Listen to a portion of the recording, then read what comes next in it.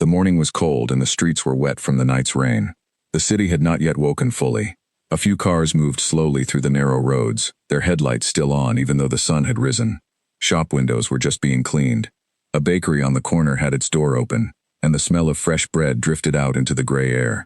But inside Maison Alara, the lights were already blazing. The chandeliers threw sharp light across the polished marble floor. The mirrors along the walls reflected silk and velvet and lace. Everything inside that salon spoke of money, of status, of a world where only certain people were welcome. The door opened at 10:15. An old woman walked in. She was not the kind of customer the staff were used to seeing at that hour, or at any hour. She wore a coat that had clearly once been a good coat, but that was many years ago. The wool was faded, the buttons were slightly mismatched, and the hem had been let down once and then taken up again, leaving a faint line near the bottom. Her gloves were dark blue, soft and old. Her shoes were sensible and flat, polished to a shine that showed she cared for them, even if they were not new. She carried a small handbag, dark brown leather, with a clasp that had lost its gold finish. Her white hair was pinned neatly behind her head, and her face was calm, lined, and quiet. She looked like someone's grandmother. She looked like someone who had seen a great deal, and learned not to say very much about it. Her name was Marguerite. She paused just inside the door for a moment, looking around the salon with the careful, unhurried gaze of a person who is taking in information before deciding what to do next. There were 3 other customers already inside, all of them younger, all of them dressed in the kind of effortless clothing that costs a great deal. One of them glanced at Marguerite and then looked away. Another simply did not notice her at all. The third, a woman in a green coat who was waiting for an assistant to bring out a selection of evening wear, watched her for a moment with a slight frown, as though trying to place her, and then gave up. At the long counter near the back of the salon, 2 attendants were talking quietly to each other. They were both in their 30s. The first was a woman named Celeste, who had worked at Maison Alara for 7 years, and considered herself to be one of the most important members of the floor staff. She had a sharp eye for the kind of detail that mattered in that salon, the cut of a jacket, the quality of a heel, the particular way a person held their handbag, and she used that eye quickly and without mercy to sort the customers who came through the door into 2 clear groups, those who mattered and those who did not. The second was a woman named Vivienne, who had been at the salon for only 2 years but had learned quickly from Celeste which habits to adopt. She was not a cruel person by nature, but she had found that agreeing with Celeste made her days easier. Celeste looked at Marguerite. She did not move from behind the counter. Vivienne looked too, and then looked at Celeste, and Celeste gave a small, almost invisible shake of her head, the kind that says, "Not worth the trouble." Marguerite walked slowly toward them. She did not rush. She held her handbag with both hands in front of her, and moved with a steadiness that was not slow because of weakness, but slow because she had decided on her pace, and she was keeping to it. "Good morning," she said, when she reached the counter. Her voice was clear and even. There was no hesitation in it, and no apology. "Good morning," said Celeste. Her tone was polite in the way that very cold things can be polite. She did not smile. She set down the small notepad she had been holding, and gave Marguerite a look that lasted exactly long enough to make a judgment, and not a moment longer. "I am looking for a gown," said Marguerite. "Something formal. I have an occasion coming up in a few weeks." "What sort of occasion?" said Celeste. "A state dinner," said Marguerite. There was a pause. Celeste looked at Vivienne. Vivienne looked at the floor. "I see," said Celeste. "Well, our formal collection is along the back wall." She gestured vaguely in a direction that covered most of the rear of the salon. "You're welcome to browse."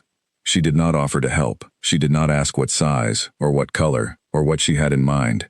She simply returned to her notepad and began writing something that was clearly of enormous importance to her. Marguerite looked at the back wall. It was a long way away.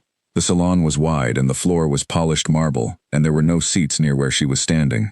She shifted her handbag slightly and began to walk toward the back. The formal collection, as Celeste had described it, occupied most of the rear wall. There were gowns on velvet hangers, silk, chiffon, beaded fabric in deep blues and greens and golds. They were beautiful, many of them. Marguerite moved slowly along the rail, touching the edge of one sleeve, looking at the cut of a neckline, feeling the weight of a hem in her fingers. She was not browsing carelessly. She was looking with care, the way someone looks who has dressed well for many decades and knows exactly what she is looking for. But none of the staff came near her. In other parts of the salon, things were very different. A young woman who had just arrived was immediately met by a third attendant, a man named Gilbert, who shook her hand and offered to show her the new arrivals. The woman in the green coat was now seated in a chair and having gowns brought to her one by one. A fourth customer, who had walked in after Marguerite, was already in the fitting room with two assistants attending to her. Marguerite stood alone at the back rail and looked at the gowns. After a few minutes, she pulled one from the rail. It was dark green, floor length, with a wide collar. She held it against herself and looked at the nearest mirror. She studied her own reflection without emotion, the way a person studies a technical problem. She put the gown back. She pulled out another. This one was pale gray with beading at the waist. She looked at it for a moment and then put it back too. She moved along the rail. At the far end, past a half-height partition, there was a different section. The hangers here were more crowded, the gowns less carefully spaced. This was where the samples went, the end-of-run pieces, the styles that had not sold. The lighting here was slightly dimmer, the carpet a little more worn.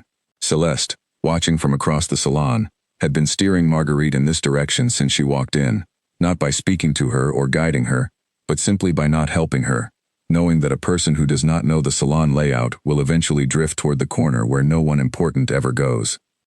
Marguerite reached that section and stopped. She looked at the gowns hanging there. Then she looked back at the main rail, where the better pieces hung. She was quiet for a long moment. Then she turned around and walked back across the salon toward the counter.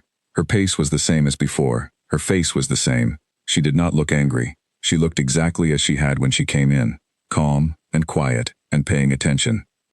Celeste watched her come and prepared to be helpful in the particular way she was helpful to customers she did not think mattered, the kind of helpfulness that is really a wall. But before Marguerite reached the counter, something happened. From the other side of the salon, a door opened. It was not the main door. It was a side door near the fitting rooms, the kind of door that staff used to carry gowns back and forth. Through it came a young woman carrying a long dress wrapped in a cloth cover. She was slight, with dark hair pulled back simply, and she moved quickly but carefully, holding the dress so that its hem did not touch the floor. She was not senior staff. She wore the plain black uniform of a fitting assistant, the kind of person who pins hems and buttons up the backs of dresses and fetches things when they are needed. Her name was Elodie, and she had been at Maison Ilara for just over a year. Elodie was crossing the floor to deliver the covered dress to the fitting room, but she slowed as she passed the main area, and she looked at Marguerite. She saw the woman standing near the counter, unhurried, alone. She saw the way no one had moved toward her. She saw Celeste already arranging her face into the expression of polite unhelpfulness. Elodie stopped. She changed direction. She walked to a small alcove near the window, the best seat in the salon, with soft light and a small round table where tea was sometimes offered to important clients. And she set the covered dress over the arm of a chair there. Then she walked to Marguerite. "Good morning," she said. She spoke quietly, and she looked at Marguerite with the kind of directness that is not rude, but is simply honest. "I noticed you've been looking at the gowns. I wonder if I could help you." Marguerite stopped walking. She looked at Elodie. "You work here?" she said. "I do," said Elodie. "I am a fitting assistant. I am not usually the person who helps with selections, but I can see that no one has come to assist you, and I would like to, if you will allow it." There was a pause. Marguerite looked at her for a moment with those quiet, reading eyes. "Yes," she said at last. "I think I would like that." Celeste, at the counter, watched this exchange. Something in her expression tightened. She looked at Vivienne. Vivienne looked away. Elodie brought Marguerite to the alcove near the window and showed her to the chair. She went quickly to get tea. Not the ordinary tea from the back room, but the good tea that was kept for important customers. She brought it on a small tray with 2 cups, which was not protocol, but she had decided that it mattered. She sat across from Marguerite, not behind a desk or a counter, but in the other chair, as though they were simply 2 people talking. "Tell me about the occasion," she said. Marguerite looked out the window for a moment. The rain had started again, softly. A man on the street outside was opening his umbrella. "It is a state dinner," Marguerite said. "Formal. Evening. There will be a great many people there, and I would like to be dressed well without drawing attention to myself." Elodie nodded. "What color do you prefer?" "I prefer dark colors," said Marguerite. "Navy, deep green, dark gray, not black. I find black to be too easy." Elodie smiled slightly. "I understand. And the cut. Do you prefer the neckline to be high or modest?" "Modest," said Marguerite. "I am not 25. Elodie smiled again, genuinely this time. "What fabric do you find most comfortable for a long evening?" "Silk," said Marguerite without hesitation. Properly weighted, not the thin kind that clings. Elodie was quiet for a moment, thinking. Then she stood. I think I know 3 pieces that might suit you. Will you wait here for a few minutes while I bring them? I will, said Marguerite. Elodie went across the salon. She did not go to the back corner, the crowded rail, the dim section where Celeste had been steering this woman. She went to the main collection, the center rail, where the best pieces of the season hung. She moved along it with confidence, pulling one gown, then another. She held them briefly against the light. She put one back and chose a different one. Then she went to a second rail, the new arrivals, and found the third piece there, a deep navy silk with a modest neckline and silver embroidery at the cuffs. She carried all 3 across the salon. As she passed the counter, Celeste said, quietly but clearly enough, "Those are from the main collection." Elodie looked at her. "Yes," she said. "They are." She walked past. Vivienne pressed her lips together. Gilberte, across the room, pretended not to have heard anything. Elodie brought the 3 gowns to the alcove and laid them over a low stand near the chair. She showed them to Marguerite one by one, describing the weight of the fabric, the way each piece was cut, where it would fall on the figure, how formal each one was relative to the others. She did not talk too much. She said what was necessary, and then she was quiet, and she let Marguerite look and think. Marguerite reached out and touched the navy silk. She ran her fingers along the embroidery at the cuff. "This one," she said. "I think that one too," said Elodie. They looked at each other, and there was something between them in that moment that was very simple and very steady, the recognition of 2 people who both understood, without needing to say it, that quality and dignity do not depend on noise. "Shall we see how it fits?" said Elodie. "Yes," said Marguerite, "let us do that." She stood, and Elodie carried the gown to the fitting room. But before they went in, Marguerite paused. She turned and looked across the salon, slowly, taking it all in the way she had when she first arrived. The light, the mirrors, the other customers. Celeste at the counter, writing on her notepad again, not looking up. Then she turned back, and she and Elodie went through the door together. Outside, the rain came down softly on the city streets, and the morning continued as it had before, ordinary and gray, giving no sign at all of what was about to change. The fitting room was warmer than the main salon. There was a small radiator behind the door that clicked and ticked as the heat moved through it, a sound so familiar and constant that the staff no longer heard it. 2 large bulb-lit mirrors flanked the central space, and the overhead lighting was warm rather than white. The carpet was a pale ivory that showed nothing but absorbed sound, so that voices in the fitting room had a particular quality of privacy, as though the room itself was keeping what was said inside it. Elodie hung the navy silk on the hook beside the largest mirror. She smoothed the outer cover and then opened it, and the gown fell forward slightly in the way of silk, with that gentle pull toward the ground that no other fabric quite replicates, as though it were remembering it wanted to be worn and not hanging. She stepped back. Marguerite was removing her coat. She did this herself, without waiting for assistance, without the look that some customers gave, the look that waited for another person to begin. She folded it over the armchair in the corner. She set her handbag beside it. She turned and looked at the gown on the hook. "The color is right," she said. "Navy is always right for the evening, when it is the right navy. A great many things sold as navy are not in fact navy. They are blue with an apology." Elodie looked at the gown, which was absolutely, completely navy, and said, "This one is not apologizing." Marguerite looked at her. Then, for the first time that morning, she smiled. It was a small smile, private and genuine, the kind that knows it is not for an audience. "No," she said, "it is not." Elodie helped her into the gown. This was the part she had been trained for, had trained herself for. More precisely, in the long years before she ever set foot in a place like this, in the small shop with its 3 changing rooms, and its box of pins, and its owner who had told her, on the first day, that the most important thing about fitting a garment to a person was to understand that the person was more important than the garment, and would remain so at every stage of the process. She had not known, at 18, how significant that instruction would turn out to be. She knew it now. She managed the fastenings with smooth efficiency. She guided the shoulders into position. She stepped back and looked, with her head slightly to one side, in the way of a person checking something technical. She moved forward and adjusted the left shoulder, just that. Then she stepped back again. The gown was correct. Marguerite stood in it and looked at herself with the focused attention of someone who has spent many years making an accurate assessment of what she saw in mirrors, neither more nor less flattering than the truth required. She was quiet for a long moment. "The weight is good," she said. The fabric does not cling and it does not float away. It is properly weighted silk, said Elodie. Duchess weight, actually, the heavier grade. It falls with intention. Marguerite turned slightly to look at the back. Where did you learn to fit? She said. I trained as a dressmaker, said Elodie. Before I came here. 3 years, under a woman named Colette, who had been fitting in her own shop for 35 years.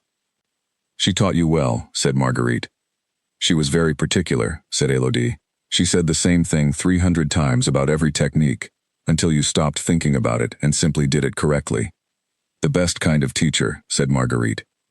They were quiet for a moment, and the radiator ticked, and outside the world was going about its ordinary business, and inside the fitting room at Maison Alara, 2 women stood in warm light and talked about dressmakers and silk and the importance of getting the weight right. It was not the most dramatic conversation that would take place in the city that day. It was not the kind of conversation that made its way into records or accounts or the larger narrative of anyone's life. It was simply 2 people talking honestly about a thing they both cared about, and it was as good as that kind of conversation gets when both people mean what they say. Marguerite turned to face the mirror fully. My daughter-in-law tells me I should wear color, she said. Jewel tones. She says I look washed out in dark shades. Elodie looked at her in the mirror, at the navy against her white hair and her pale, fine-boned face. With respect, she said, your daughter-in-law is incorrect. Marguerite's reflection looked at Elodie's reflection for a moment. I agree with you, she said. I have never worn well in color. I wear best in shades that are deep enough to anchor the face rather than compete with it. She paused. I have been saying this for 40 years. No one in my family entirely believes me. Families rarely do, said Elodie. Marguerite looked amused. No, she said, I suppose they do not. Elodie crouched to look at the hem. She made the small adjustment, placed the pin. She stood. They looked at the gown in the mirror together for a last moment. It was, they both knew, exactly right. Shall we go back out? Said Elodie, when the moment had settled. Yes, said Marguerite, let us do that. But before they moved, before the fitting room door opened and the main floor of the salon came back into focus, something passed between them in that small warm room that was not said and did not need to be. The kind of thing that happens sometimes between people who have been completely honest with each other for a short time. A recognition, a mutual understanding that the conversation they had just had was one of the real ones, the kind that does not ask for anything and means everything it says. Marguerite put on her coat. She picked up her bag. She went out.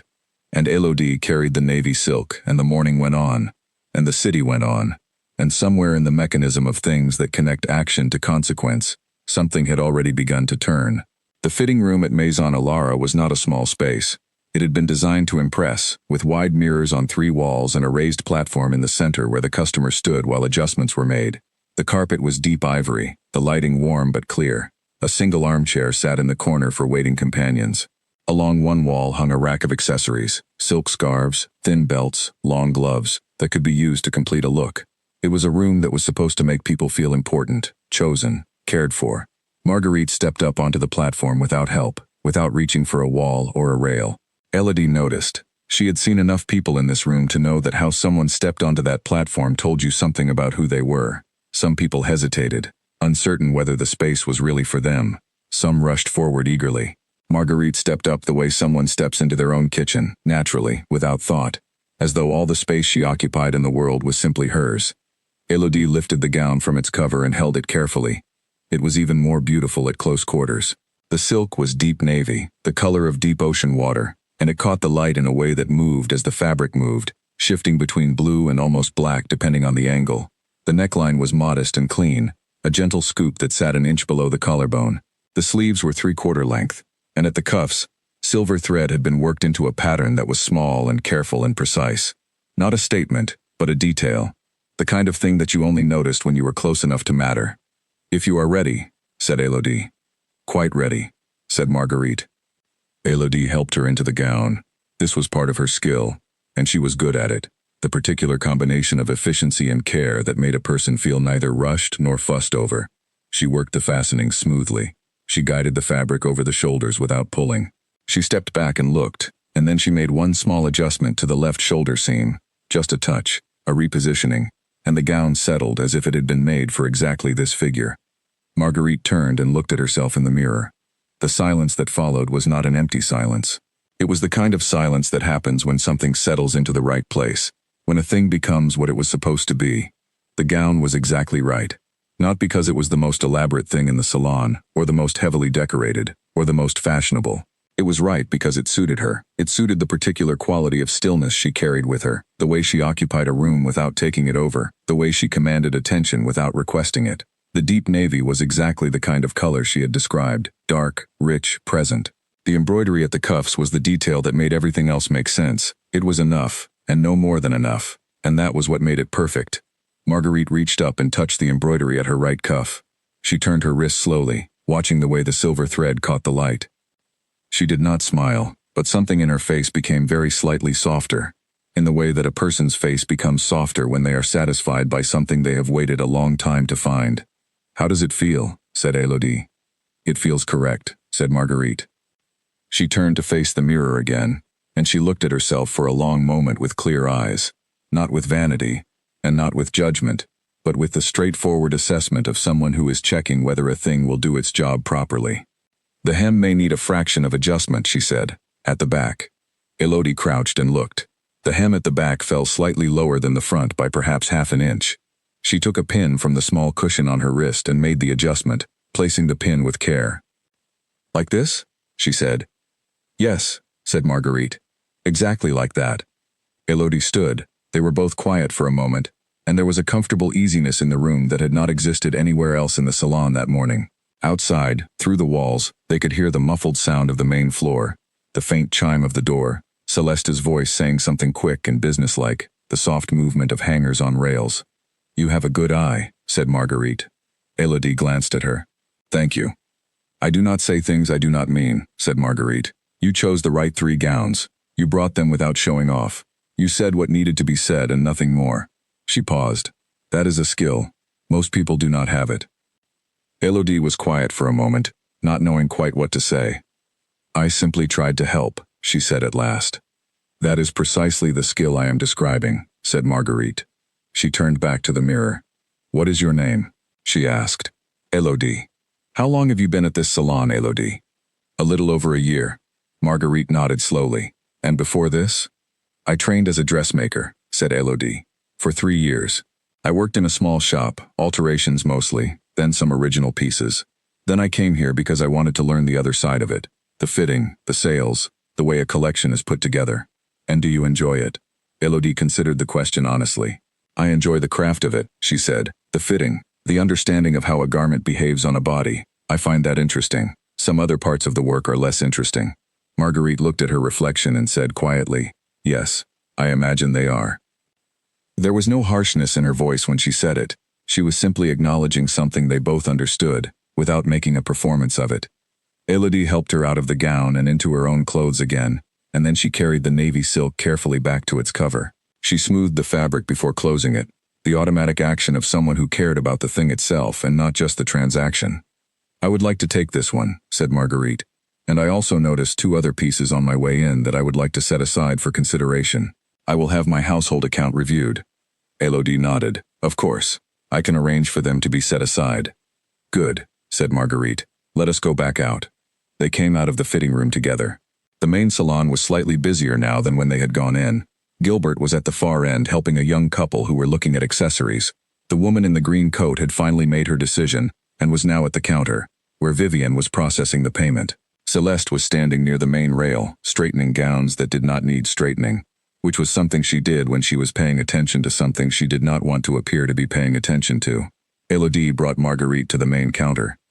Celeste turned around. Her expression shifted very slightly, the kind of shift that happens involuntarily when a situation turns out differently from what was expected. "The client would like to purchase the navy silk," said Elodie, in a perfectly level voice. "And she would like to place a hold on 2 additional pieces for her household account." Celeste looked from Elodie to Marguerite. "Your household account," she repeated, with a particular careful flatness. "Yes," said Marguerite. She placed her small leather card holder on the counter. It was old, and the leather was soft with years of handling, and the monogram on the front had been pressed into it long ago but remained perfectly clear. Celeste picked it up. She opened it. She looked at the card inside. The card was not a credit card. It was a printed account card, cream-colored, with a crest at the top and a name below it in small, precise letters, Celeste read the name. For a moment she was very still. Then she looked up at Marguerite, and her expression was entirely different from any expression she had worn that morning. It was not a pleasant change. It was the look of a person who has just understood that they have made a serious mistake, and that the mistake is not something that can be unsaid or undone. She looked at Vivian. Vivian had finished with the other customer and was now standing beside her. Vivian looked at the card. The color left her face. "I will need a moment," said Celeste, in a voice that was very controlled, "to pull up the account." "Of course," said Marguerite. Celeste turned to her computer. Her hands, Elodie noticed, were not quite steady. Vivian stepped back. She turned and began to straighten a display of scarves near the counter, and she did not look up again. The computer took a moment to load the account. Celeste stared at the screen. Then she typed something. Then she was still again. And the stillness was not calm. It was the stillness of someone who is trying very hard not to show what they are feeling. "The account is here," she said. "Of course. Yes." Marguerite said nothing. Elodie stood beside her, holding the covered gown, and she was quiet. She did not look at Celeste with satisfaction, or with coldness, or with anything in particular. She simply stood and held the gown and waited to do what needed to be done next. The navy silk was wrapped with the care that had not been offered at the beginning of the morning. The additional 2 gowns were located and labeled and placed in the hold section. The account was noted and the transaction was prepared. But before anything was finalized, the door to the back office opened. The manager came out. His name was Edmund, and he had run Maison Alara for 11 years. He was a careful man, experienced, and he had learned to read the room from across it. He had been in his office all morning, but some tone in Celeste's voice when she had made a call back there, some quality of the silence now on the floor, had brought him out. He came out and he saw the counter and the 2 women standing on either side of it and the account on the screen. He went pale. "Madame," he said, moving quickly across the floor, "I did not know you were in the salon this morning. Please, allow me to—" "There is nothing you need to do," said Marguerite, without looking at him. "Elodie has looked after everything." Edmund stopped. He looked at Elodie. He looked at Celeste. He looked back at Marguerite. "I see," he said. And from the way he said it, it was clear that he did in fact see a great deal more than just the transaction taking place at his counter. Marguerite turned to Elodie. "Thank you," she said. "You have been very good." Elodie looked at her steadily. "It was my pleasure." Marguerite looked at her for a moment longer with those quiet reading eyes, and then she turned back to the counter and waited for the receipt. Celeste printed it with hands that were still not quite steady. She placed it on the counter. Marguerite picked it up, folded it without looking at it, and put it into her handbag. Then she looked at Edmund. "I would like a word with you," she said. "In private, if you do not mind. Just a brief word." Edmund straightened. "Of course, madame." "Of course." Marguerite picked up her bag. She turned to Elodie one last time. "I will not forget your name," she said. Then she followed Edmund toward the back of the salon, and the door to his office opened and closed quietly behind them. Elodie stood at the counter alone. The covered gown was in her hands. She looked down at it for a moment. Then she looked across the salon. Vivian had stopped pretending to straighten the scarves. Celeste had moved to the side of the counter and was standing with her arms crossed, looking at the floor. Gilbert was watching from the far end, having heard and seen enough to understand that something had shifted, though he did not yet know exactly what. Elodie put the covered gown carefully on the counter. She went back to work. In the back office, the door was closed, and whatever was being said between the old woman and the salon manager was said quietly, in the tone of someone who has no need to raise their voice to be perfectly, entirely understood. Edmund's voice, behind the closed door of his office, was not raised. This was one of the things about Edmund that his staff had learned over the years. He was most serious when he was quietest. When he raised his voice, it was usually over something small, a miscommunication, a schedule error, the kind of irritation that passes quickly. When he was truly and deeply concerned, he became still. His voice dropped. He chose his words with great care. The staff on the floor could not hear what was being said, but they could hear the quality of the silence that came from the closed door, and they could read it accurately. Vivian had stopped pretending to straighten the scarves. She was standing near the counter with her hands at her sides, very still, the posture of a person who is waiting for something and does not know what it will be. Celeste had moved to the far end of the counter. She was looking at her computer screen, but she was not reading it. Her eyes were focused somewhere past the screen, on a middle distance that contained nothing but her own thoughts. Gilbert had finished with his customers and was now in the back, hanging returns. He was a perceptive man, though he did not make a habit of showing it, and he had seen enough of the morning to have a clear picture of what had occurred. He had watched Elodie change direction on the floor. He had watched Celeste's reaction. He had watched the account card come out. He had been far enough away to pretend he had not seen any of it, and he had continued to pretend, because pretending was the only sensible thing to do when you were not sure yet which way things were going to fall. The door to the back office opened. Edmund came out first. His expression was professional and closed, the expression he wore when there were customers on the floor and he needed to keep things contained. Behind him came Marguerite, who wore the same calm expression she had worn all morning, as though none of the last 2 hours had cost her anything at all. Edmund crossed to the counter. He said something quiet to Vivian, who moved immediately to complete the transaction with Marguerite, who was now standing at the counter with her packaged gown, and her receipt, and her dark blue gloves, and her canvas bag from the salon carrying the held items information. The transaction was completed in less than 3 minutes. Marguerite thanked the counter staff. She thanked Elodie, who had come to stand near the door as a matter of simple courtesy, in case anything was needed in those last minutes. Then she went out. The door closed. The salon was very quiet for a moment. Edmund turned to the floor. He looked at Celeste. He looked at Vivienne. He looked at Elodie. He looked at Gilbert, who had come out from the back and was standing near the fitting rooms. He said, quietly and without drama, that he would like to speak with each of them at some point during the day, and that in the meantime, the floor needed to be attended to, because there were customers arriving and the work was the work. Then he went back into his office, and the floor was attended to, and the work was the work. But the texture of the salon had changed, the way the texture of a room changes after a window is opened and then closed again, leaving in the air something new, something clean, something that was not there before and would not simply go away just because the window was shut again. Elodie went back to her work. She carried a gown to a fitting room. She pinned a hem. She fetched a different size from the stockroom. She did all the things she had been doing all morning, and all the mornings before this morning.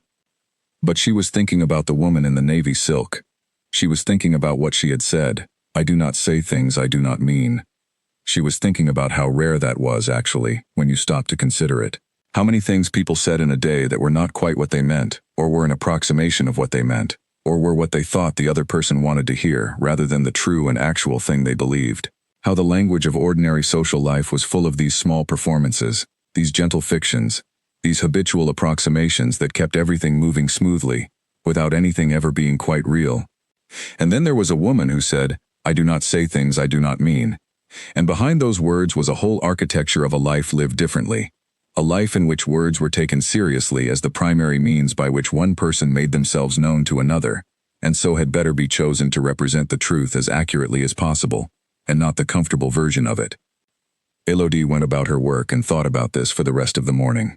She ate her lunch in the break room at the back, at the small table where the staff left their bags. She ate quickly, as she usually did, and then she sat for a few minutes looking at the wall and thinking. She thought about the job she was doing. She had always been clear in her own mind about why she was doing it, to learn the other side, to understand the full arc from creation to client. She had not been wrong about that. She had learned genuinely useful things in the year she had been at Maison Alara. She knew more about how a salon operated, how a client was managed, how a collection was curated and presented. This knowledge was real and it would serve her.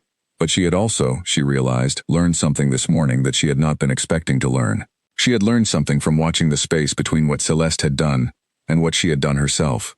A space that was clearer to her now than it had ever been. Not because she had been looking for it, but because something about the morning had turned the light on it in a new way. She had learned that kindness, in a professional environment, was not the soft thing it was sometimes treated as. It was not the thing you did when you had time, or when it was easy, or when the person in front of you was the kind of person that the environment around you sanctioned noticing. It was something more like a discipline, a practice, a decision that needed to be made freshly in each situation, without falling back on the shortcuts that the environment provided. She had made that decision this morning without thinking about it. She wanted to keep making it. She went back to the floor. She worked for the rest of the afternoon with the same care and attention she always had, and nothing on the surface was different.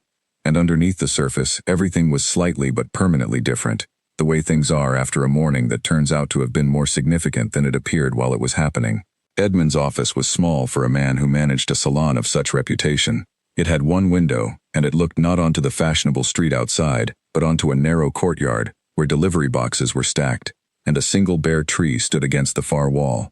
His desk was large and covered in the orderly way of someone who worked hard and kept track of things. There was a framed photograph of his daughters on one corner, and a plant on the windowsill that was just barely surviving, and a filing cabinet that had been repainted once and was slightly the wrong shade of gray. He was proud of the salon.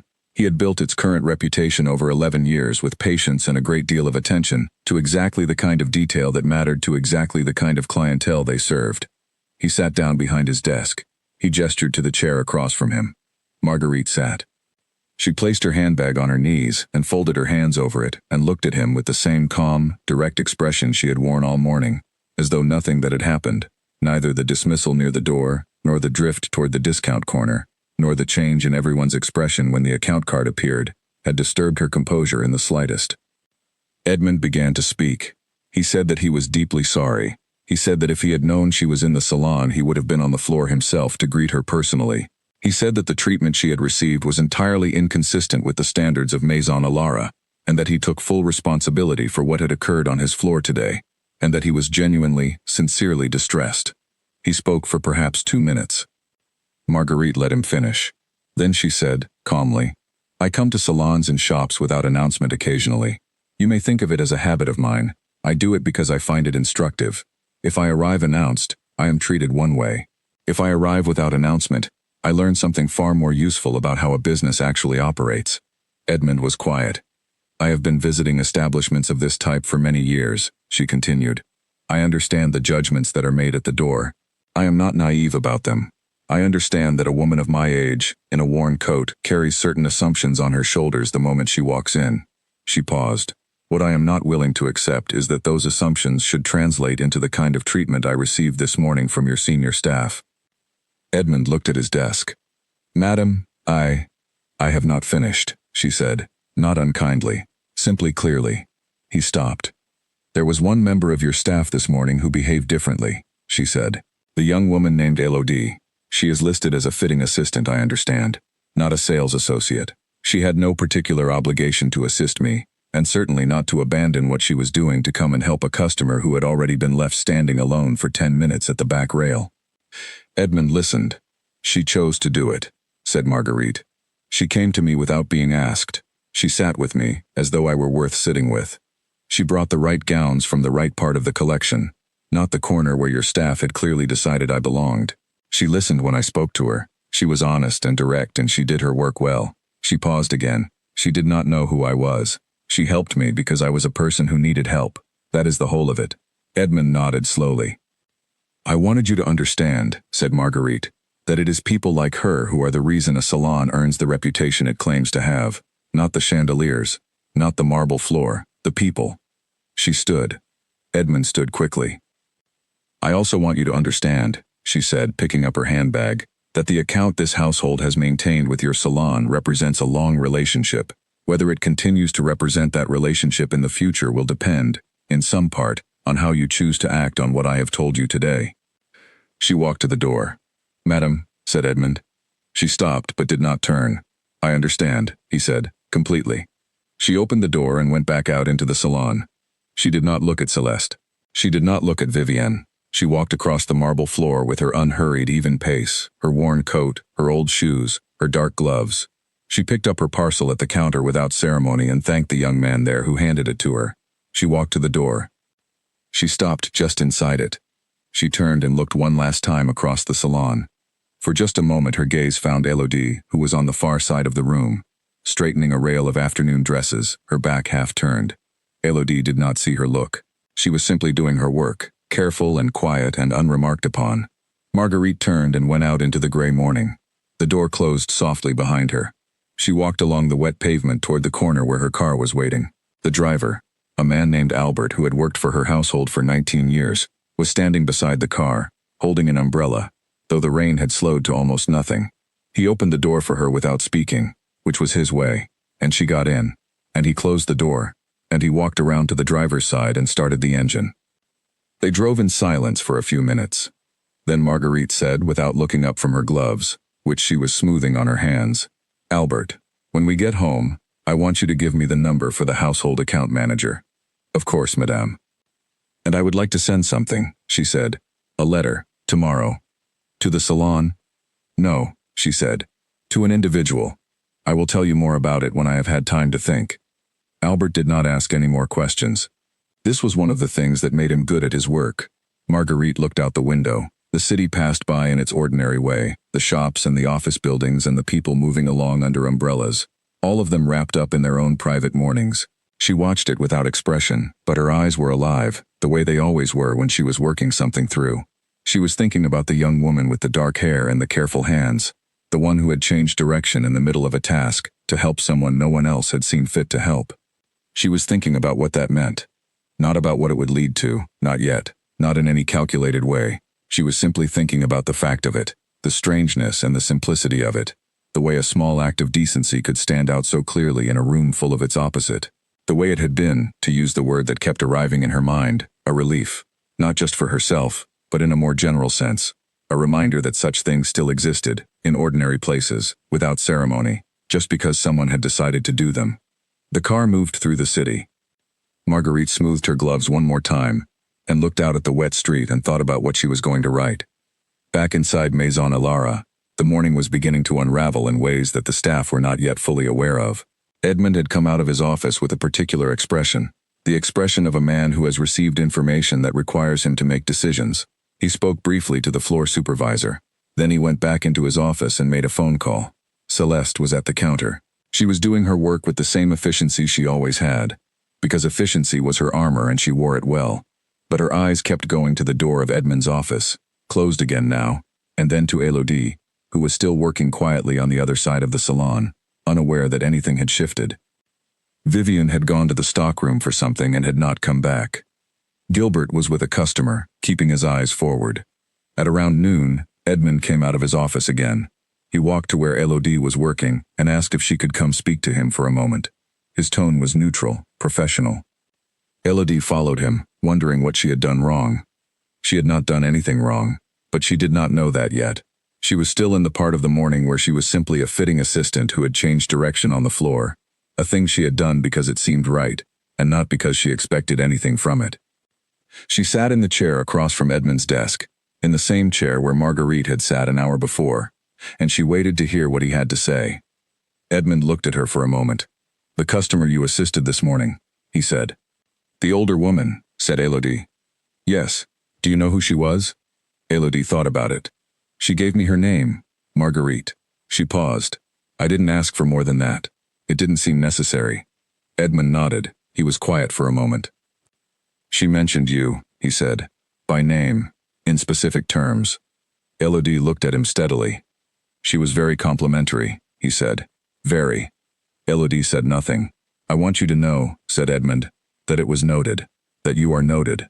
By me, and—" He stopped. He seemed to be choosing his words carefully. "And by others." Elodie looked at the plant on his windowsill that was barely surviving and then looked back at him. "I only did what seemed right," she said. "Yes," said Edmund. He looked slightly uncomfortable, as though the simplicity of that answer was pointing out something complicated. "I know." He let her go. She went back to the floor. She went back to her work. But something had changed, invisibly, the way the pressure in a room changes before a storm. The light was the same, the chandeliers were the same, the marble floor reflected the same gowns in the same mirrors, and yet Maison Alara was not quite the same salon it had been, at 10:15 that morning, when an old woman in a worn coat had walked through its gilded doors and been left standing alone at the back rail. Something had entered with her that morning, something quiet and clear and patient, the way water is quiet and clear and patient, and the way water has a way of eventually finding every crack. Edmund did not sleep well that night. This was not unusual for him.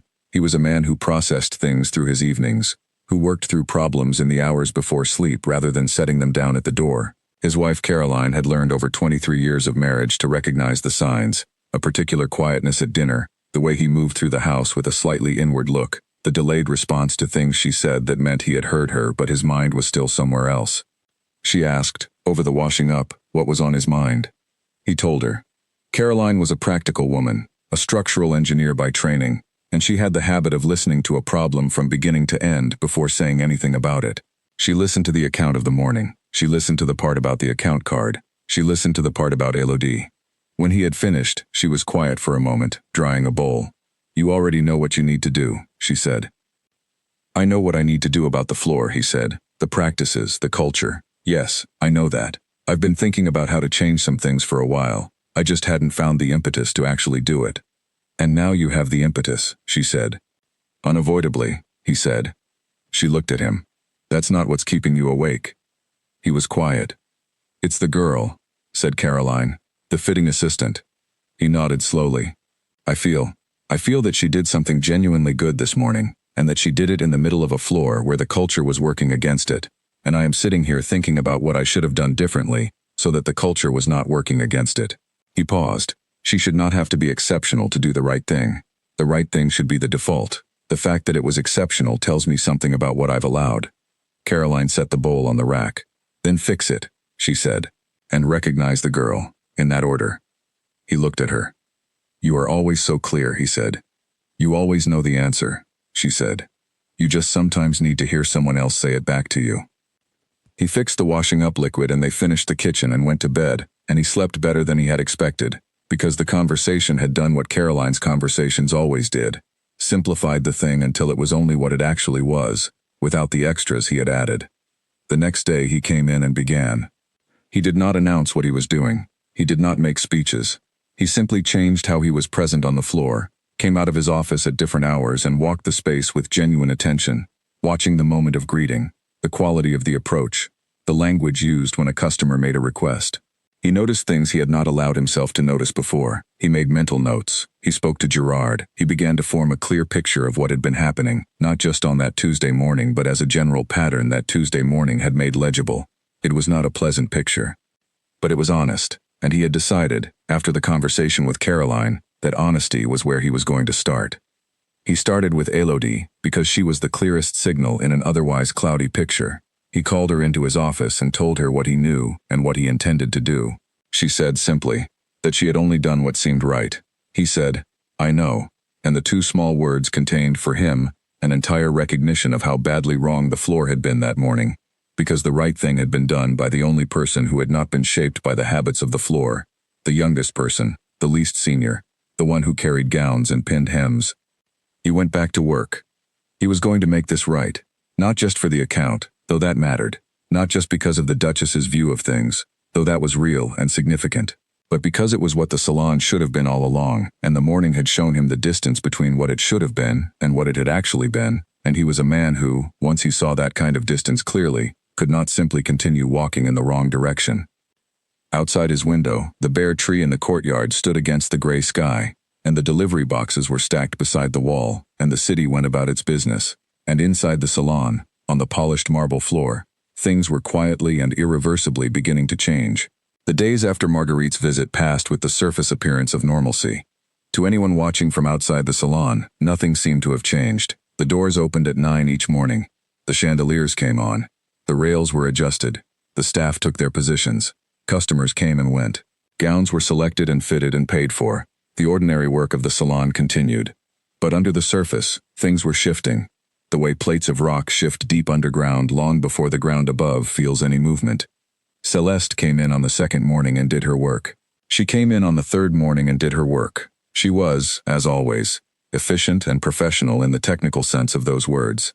She answered customers when they spoke to her. She processed transactions correctly. She maintained the appearance of a person who was doing everything right.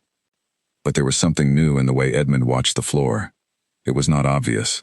He was a careful man, as has been said, and he did not make a show of anything. He came out of his office at different times, irregular times, and walked the floor with the calm air of a man simply keeping his hand in the daily operation.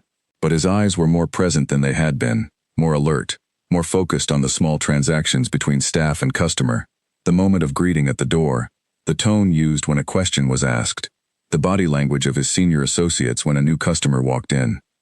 He had always cared about these things, but he had trusted his senior staff to manage them. He had trusted Celeste's judgment. He had given her authority, because she had been there 7 years, and she knew the customers, and she knew the collection, and she ran a tight floor. He had been wrong to trust her judgment in the way that he had. That realization sat with him heavily during those first days, not because the truth of it was complicated, but because it was simple. He had allowed a culture to grow in which the measure of a customer was taken at the door by a single glance and then acted on immediately, without question. He had known in some vague way that this was the practice. He had let it continue because it was efficient, and because it had not, until now, resulted in a visible problem. It had resulted in many invisible problems, but those he would never be able to count, because the customers who were turned away, steered to the corner, made to feel unwelcome, most of them simply left, quietly, and did not return, and were never spoken of again. Marguerite had not left quietly. Not because she had made a scene or raised her voice or demanded anything. She had not done any of those things. She had simply been who she was, and had held a clear mirror up to what his salon had become when she was not being watched, and the image in that mirror was not one he was proud of. He had a meeting, on the 4th day, with his floor supervisor, a man named Gerard who was reliable and careful and had his own clear views about how things should run. He told Gerard what he needed. Gerard listened, asked 3 precise questions, and then nodded. On the 5th day, there was a quiet meeting of all floor staff. It was framed as a general review of customer service standards, which was true in the sense that it was about customer service standards and in no other sense. Edmund spoke. He was measured and professional. He said certain things plainly, and left other things unspoken but clear. He spoke about the meaning of the word client. He spoke about assumptions. He spoke, in particular, about the difference between a patron of long-standing and a person who looks like a patron of long-standing, and why that difference should be invisible at the door. Celeste sat through this with a still face and understood every word. Vivienne sat through it with a face that had gone slightly pink and understood every word. Elodie sat through it in the 2nd row and tried to work out what it was she was hearing, because she had not yet connected all the pieces together. She knew that the older woman's visit had led to the meeting in Edmund's office. She knew that Edmund had told her she was noted. She had spent the days since going back to work as normal and trying not to wonder too much about what it all meant. After the meeting, as people were standing and filing out, Gerard touched her arm and said quietly that Edmund would like to see her again when she had a moment. She went in. Edmund told her, this time, the full name of the customer she had helped. He told her, quietly and carefully, the full name and the full significance of that name. Elodie sat very still. Edmund gave her a moment. I don't know what to say, she said at last. You do not need to say anything, said Edmund. I am telling you so that you understand the context, and also because I think you deserve to know that what you did, what you chose to do that morning, had consequences that are much larger than the sale of one gown. I did not know, said Elodie. I know you did not know, he said. That is entirely the point. She went home that evening with her mind very full. She walked from the salon to the bus stop as she always did, past the bakery on the corner and the newsstand and the flower seller who was packing up for the day. She sat on the bus and watched the city outside the window and thought about what she had been told. She thought about the name. She thought about what it meant. She had grown up knowing that name as part of the background of the city, a part of its history and its current life. The way certain institutions become part of the air you breathe without you ever thinking much about them.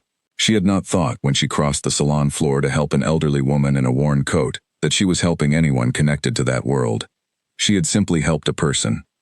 The bus moved through the traffic and the evening settled into the streets, and she sat and thought and felt something that was not pride exactly, but was close to pride's quieter, more solid cousin. The feeling of having acted correctly, and the strange surprise of learning that it mattered. Her flat was on the 3rd floor of a building on a street that was not fashionable, but was pleasant in the way that streets can be pleasant when they have enough trees and enough lived-in windows. She let herself in. She fed her cat, a gray animal named Pepper, who met her at the door with great urgency, and then ignored her the moment the food was in his bowl. She changed out of her work clothes and made tea and sat at her small kitchen table. She was thinking about Marguerite. Not about the title, not about the household account, not about what might follow from any of it. She was thinking about the woman herself, the way she had stepped up onto the fitting platform, the way she had touched the embroidery at the cuff and said simply, "This one." The way she had said, "I do not say things I do not mean." The way she had, in the alcove by the window, over 2 cups of tea, spoken to Elodie as though Elodie were simply a person worth speaking to, which was the whole thing, in the end. It was the whole thing. Elodie sat at her kitchen table and drank her tea and listened to Pepper eating, and she thought about how it was, sometimes, that the smallest choice a person makes turns out to be the choice that means the most, not because of what it leads to, not because of what it earns, but because it is, in that moment, simply the right thing, done in the right way, for no reason other than that it is right. She had not known the woman was a duchess. She had known she was a person. That, she thought, drinking the last of her tea, was probably the whole lesson. It was probably the only lesson there was.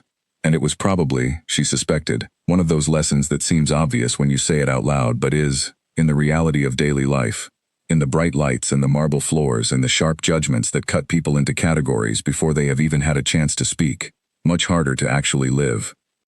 She washed her cup. She fed Pepper a second time because he asked for it and she was in a generous mood. She sat by the window for a while and watched the street below and did not make any large decisions or form any grand plans. She simply sat. Outside, the city went about its evening, ordinary and luminous and unaware of itself.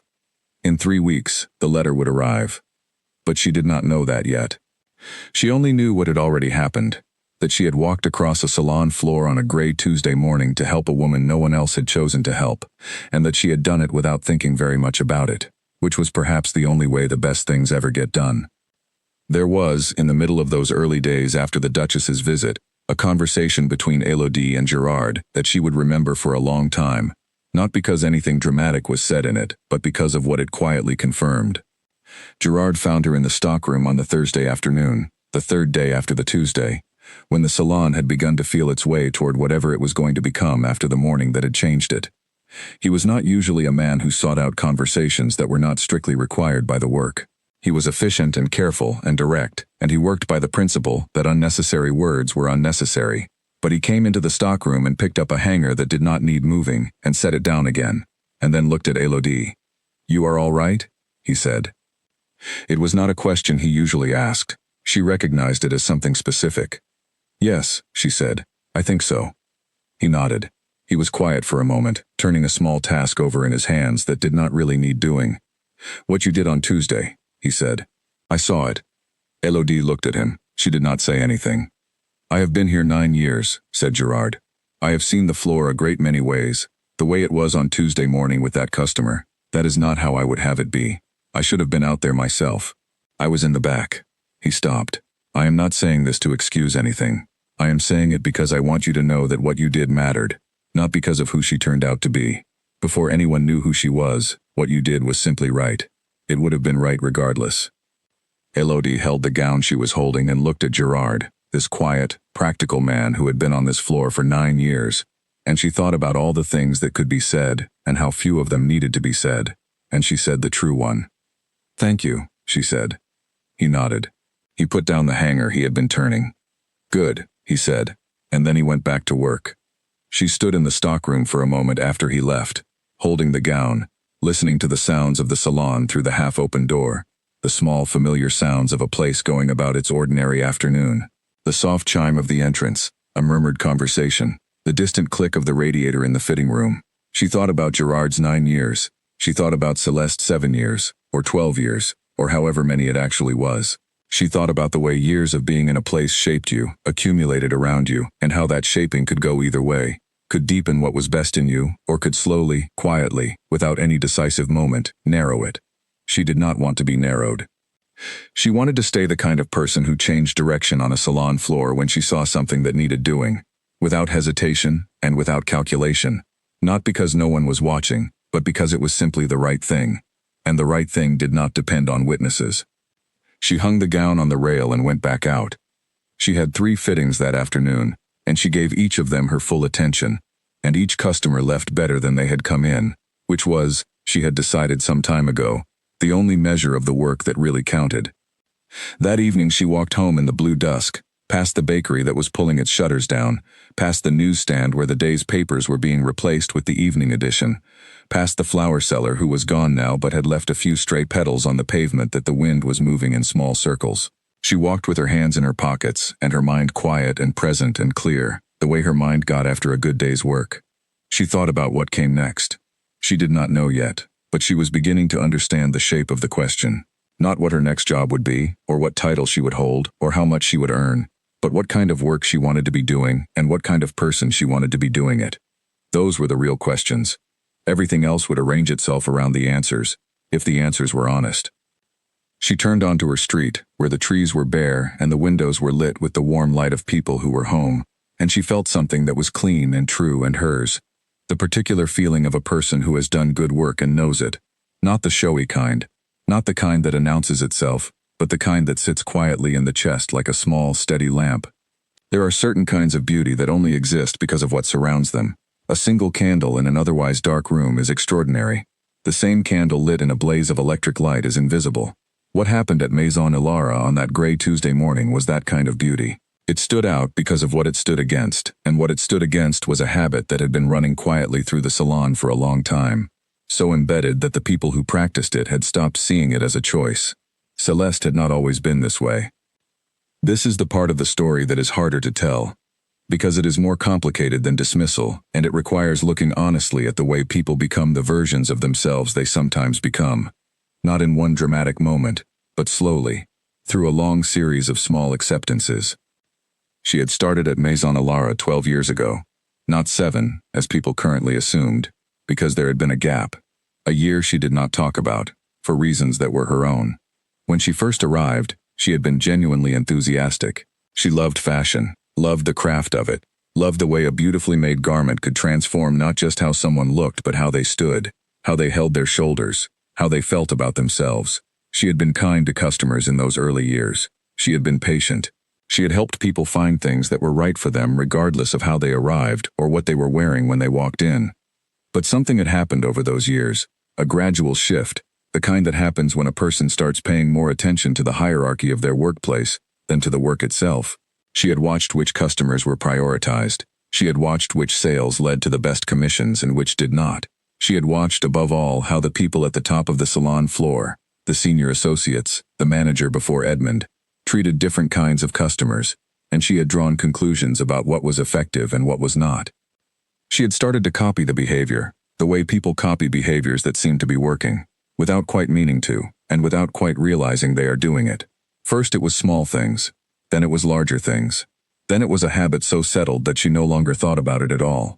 She simply did it, the way you breathe, automatically, without examination. The morning Marguerite walked in, Celeste had looked at her and felt, she would think about this later, in the privacy of her own flat. She had felt a small, dull contempt, the kind that does not announce itself, but is simply there, a texture in the response rather than a thought. She had felt that this woman did not belong here, not today, not in this part of the rail, not in this price range. She had felt that helping her was a waste of time that could be better spent. She had not stopped to ask herself where that feeling came from, or whether it was fair, or whether it was right. She had not stopped at all. She had simply acted on it, the way she had been acting on it, without thought, for several years. Now, 4 days after the visit, sitting at the counter between customers, she stopped. Not because she wanted to, not because anything felt particularly wrong in her body or in her conscience. She stopped because the situation had forced a stop, because the ground she had been walking on had simply ceased to be there, and she was standing in empty air. She had been wrong. She tried that sentence on, sitting at the counter, watching the door. She had been wrong, not strategically wrong, though she had been that also, not in a way that could be corrected by being more careful about who walked in next time. She had been wrong in a plainer, cleaner sense than that. She had looked at a person and decided, in under 3 seconds, that this person was worth less than other people. She had acted on that decision. She had been wrong. It was an uncomfortable place to stand. Most people, having arrived in such a place, look for an exit. They look for a reason the situation was complicated. They look for factors that explain the behavior, without quite excusing it. They construct a version of events in which they were understandable, reasonable, even slightly wronged by the outcome. Celeste found, sitting at the counter, that she was not doing this. She was not sure whether to find this admirable or frightening in herself. She was simply sitting with the plain, uncomfortable fact of it, and it was the most uncomfortable she had been in a long time, and she was not sure what to do with that feeling, only that she was not going to be able to set it down and walk away. She thought about Elodie. She had not thought about Elodie charitably in the past, not because Elodie had done anything to her, but because Elodie was younger, and less senior, and less important, which were the categories Celeste had used for most things in her professional life. Elodie had been background, a fitting assistant, someone who carried gowns and pinned hems and was not part of the main work of the floor. She thought now about what Elodie had done. She had seen a person standing alone, and had walked across the floor to help her. She had done this without hesitation, and without calculation, and without knowing who the woman was. She had not done it to be seen doing it. She had done it because she saw something that needed doing, and she did it. Celeste had seen the same thing, and she had decided not to do it. She had watched Elodie cross the floor, and felt that small tightening of irritation, The kind that competent people sometimes feel when someone below them on the ladder does something that makes the people above them look bad. It had not been generous irritation. It had been the irritation of a person who sees in someone else's action a reflection of their own inaction. She sat with this. A customer came in. Celeste stood, arranged her face into the expression of welcome, and went to greet them. She asked the right questions. She listened. She brought out 3 pieces that were exactly right for what the customer described. She was, as she had always been in these moments, very good at her work. But something was different, and she felt it all through the fitting, all through the conversation, all the way to the door when the customer left with a purchase and a genuine smile and a promise to return. What was different was a hairline crack in the wall between her competence and her conscience, the wall she had been building and maintaining for several years. The crack was new. It had not been there on Monday morning. It was there now, thin as a thread, but she could feel the air coming through it, cold and clear. She did not know yet what to do about it. She only knew that something had to be done, that she was not the kind of person who could live comfortably with a crack in a wall she knew she had built badly. On Friday of that week, she did something she had not done in a long time. She stayed late, after the salon had closed and the other staff had gone home, and she walked the floor slowly, alone. She walked along the main rail and touched the gowns the way she had touched them when she first came here, when they were still the thing itself and not just inventory. She stood in front of the fitting room door for a moment and thought about the woman who had stood at the window alcove in a navy silk gown and said, "This one." She thought about the fitting assistant who had chosen that gown. She thought about what kind of person she wanted to be when she was standing on her own floor in an empty salon with no one watching. It was a long moment. Then she turned off the light and went home. The city was cold and the streets were nearly empty and the night was very clear. She walked to the bus stop and she thought, not about strategies or accounts or commission structures, but about a single question, clean and direct. Who have I become? And is that who I meant to be? She did not have the answer yet. But the question was real, and it was hers, and it was the first honest thing she had asked herself in a long time. Meanwhile, in a flat on a quiet street across the city, Elodie was sitting at her small table, not thinking about questions of conscience or moral reckoning, but about a practical problem she had been working on in her evenings for several months. A design for a gown of her own.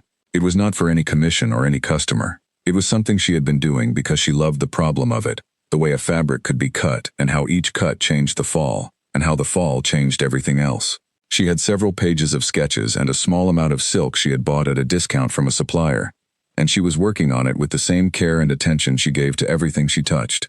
She was sewing that evening, quietly, with Pepper on the chair beside her, when her phone rang. The caller was a number she did not recognize. She almost did not answer. Then she did. It was Edmund. He apologized for calling outside working hours. He said there was something he wanted to discuss with her, something that could not wait until Monday, he thought. He asked if she would come in on Saturday morning for a brief meeting. She said she would. She put the phone down and looked at Pepper, who was watching her with the superior lack of interest that cats use when they want you to know they have been listening. "Something is happening," she told him. He blinked and looked away. She went back to her sewing, but the needle moved more slowly now, and her mind was elsewhere, running quietly over the possibilities, the scenarios, the ways this could go. She was not a person given to extravagant hope, but she was also not a person given to extravagant fear. She lived in the practical space between them, where most good work gets done. She stayed up later than she intended, stitching a seam that was not quite right, and taking it apart, and doing it again, and again, until it lay exactly as it should. Outside, the night was cool and clear, and somewhere across the city, a woman named Marguerite was sitting at a writing desk in a house that was larger and older than most buildings on its street, and she was writing. She wrote slowly and deliberately, the way she did everything, choosing each word before setting it down, and she had a particular steadiness in her hand that comes not from youth but from very long practice. She was writing a letter. She read it back when she had finished. She made one small correction, crossing out a word and replacing it with a better one. Then she set the pen down and folded the letter in 3, neatly, and put it into an envelope. She wrote a name on the front. Then she sealed it. She sat for a moment with the envelope in her hands, looking at the name she had written. Then she set it on the corner of the desk, where Albert would find it in the morning, and she stood and went to the window, and she looked out at the dark garden and the old trees and the city lights beyond, and she thought, briefly and without sentimentality, about the odd and unpredictable ways that things turned out to matter. Then she went to bed. The gown Elodie was sewing at her kitchen table was, she had decided some weeks ago, a gift for her mother. Dorothée taught primary school in a small town 2 hours from the city. She had been doing this for 31 years, which meant she had, by a rough calculation Elodie had made once and found staggering, shaped the early education of somewhere between 600 and 700 children, teaching them to read and to reason, and to treat other people with care. She did not receive any particular recognition for this. She went to work on Monday and Tuesday and Wednesday and Thursday and Friday, and she taught her class, and she went home, and she marked papers at the kitchen table, and she read, and she lived in the ordinary, full way of someone who has found work that matters, and does it without needing it to make them famous. Elodie had always wanted to make her something, not buy, make, which was the only gift she fully trusted herself to give, because it was the thing she could make most completely her own. The gown was pale gray, almost silver, a simple cut with long sleeves and a neckline that was neither high nor low but exactly right for the particular way Dorothée held herself, the uprightness of a person who had spent 30 years standing in front of children and had learned to fill a room without towering over it. Elodie had been working on it in her evenings for 3 months, fitting it to Dorothée by memory rather than by measurement, which was probably not technically advisable, but she knew her mother's figure the way she knew her own, from a lifetime of proximity, and she trusted that knowledge. She was at the collar that evening. The collar was the part she was most uncertain about, not because she could not make it technically, but because a collar was the thing that sat closest to the face and determined more than anything else how a garment made a person feel, and she wanted this one to feel exactly right. She had made and unmade it twice already. This was the third version, and she thought it was nearly there, close enough to work out the last fraction of the problem with a needle. She sewed in the quiet and thought about the day and about the letter that was 3 weeks away from existing, and one of those about Marguerite, who was sitting somewhere in the city in her house with the old trees, and about Celeste, who was sitting somewhere in the city too, perhaps thinking the kind of thoughts that Elodie imagined she might be thinking. She did not feel triumph about Celeste. This was something she thought about, turned over, examined. There was no satisfaction in her about what had happened to Celeste, or what was likely to happen. She was not glad about it. She felt, when she let herself think directly about it, something more like a kind of sadness, the recognizing of a waste, not of one morning's opportunity but of a longer, more general failure to become the better version of oneself that most people, she believed, genuinely wanted to be and sometimes could not find their way to. She had no way of knowing whether Celeste would find her way to it now. She hoped she would. She unpicked 2 stitches on the collar, repositioned the fabric, and began again. Pepper jumped onto the table and sat on the edge of the sketches, which was his habit and which she had given up trying to prevent. "You are not helping," she told him. He blinked slowly, which she had read somewhere was a sign of affection in cats, though she was never entirely sure whether Pepper's slow blinks were affection or simply boredom. She worked for another hour. The collar came right. She held the gown up and looked at it in the lamplight, turning it slowly, and she saw it clearly. The way the gray silk moved, the line of the collar, the set of the sleeves. It was good. It was genuinely good. It was better than she had made before, which was the only ambition she carried into every piece, to be better than the last time, incrementally, persistently, without drama. She put the gown away carefully, the way she always did, wrapped in the cloth she kept for it. Then she made a second cup of tea. She sat at the table with it, and thought about the Salon, and about Edmund, and about the conversation she would have on Saturday morning, the one she did not yet know was coming. She thought about what she wanted. She had been asked this question before, in interviews and in conversations with people who were trying to help her plan her professional life, and she had always given a version of the same answer: to work with fabric and with people, to understand both, to bring them together well. But she was beginning to think that the version she had been giving was correct as far as it went, and not quite complete. What she wanted, she realized now, sitting in her kitchen with her tea going cold and Pepper finally off the sketches and onto the chair, was to do the work from the inside of it. Not to adapt herself to an environment that had different values than the ones she held, not to perform the right thing in the margins of a culture that was pointed somewhere else, but to be in a place where the work and the values were the same thing, where doing the job well and being the person she wanted to be were not 2 separate efforts requiring 2 separate kinds of attention. That was what she wanted. She was not sure yet how to get there, but she was beginning to understand that the morning 3 weeks ago, which she had not planned and which she had not known would matter, had somehow made the path a little clearer, the way a light coming on in a room makes you realize how dark it was before, and lets you see things that were always there, waiting to be seen. Saturday morning came with better weather. The clouds had cleared overnight and the city woke to pale winter sun, the kind that gives no warmth but makes everything look sharper, cleaner, as though the world has been drawn in clearer lines than usual. The streets had that particular Saturday quality of being both quieter and more relaxed, people walking at a different pace than they did on weekdays, more present in their own movements. Elodie arrived at Maison Ilara at 10 minutes to 9. The salon did not open until 10 on Saturdays, and the street outside was quiet. She knocked at the side door, the staff entrance, and Gerard, who was always early, let her in.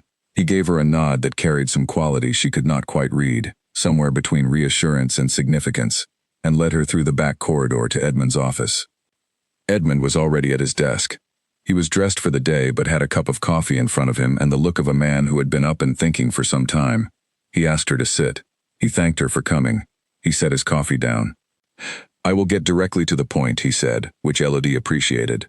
"The household account that belongs to our client from last Tuesday has been reviewed. The account is one of our longest standing and most significant. It represents a relationship going back 14 years.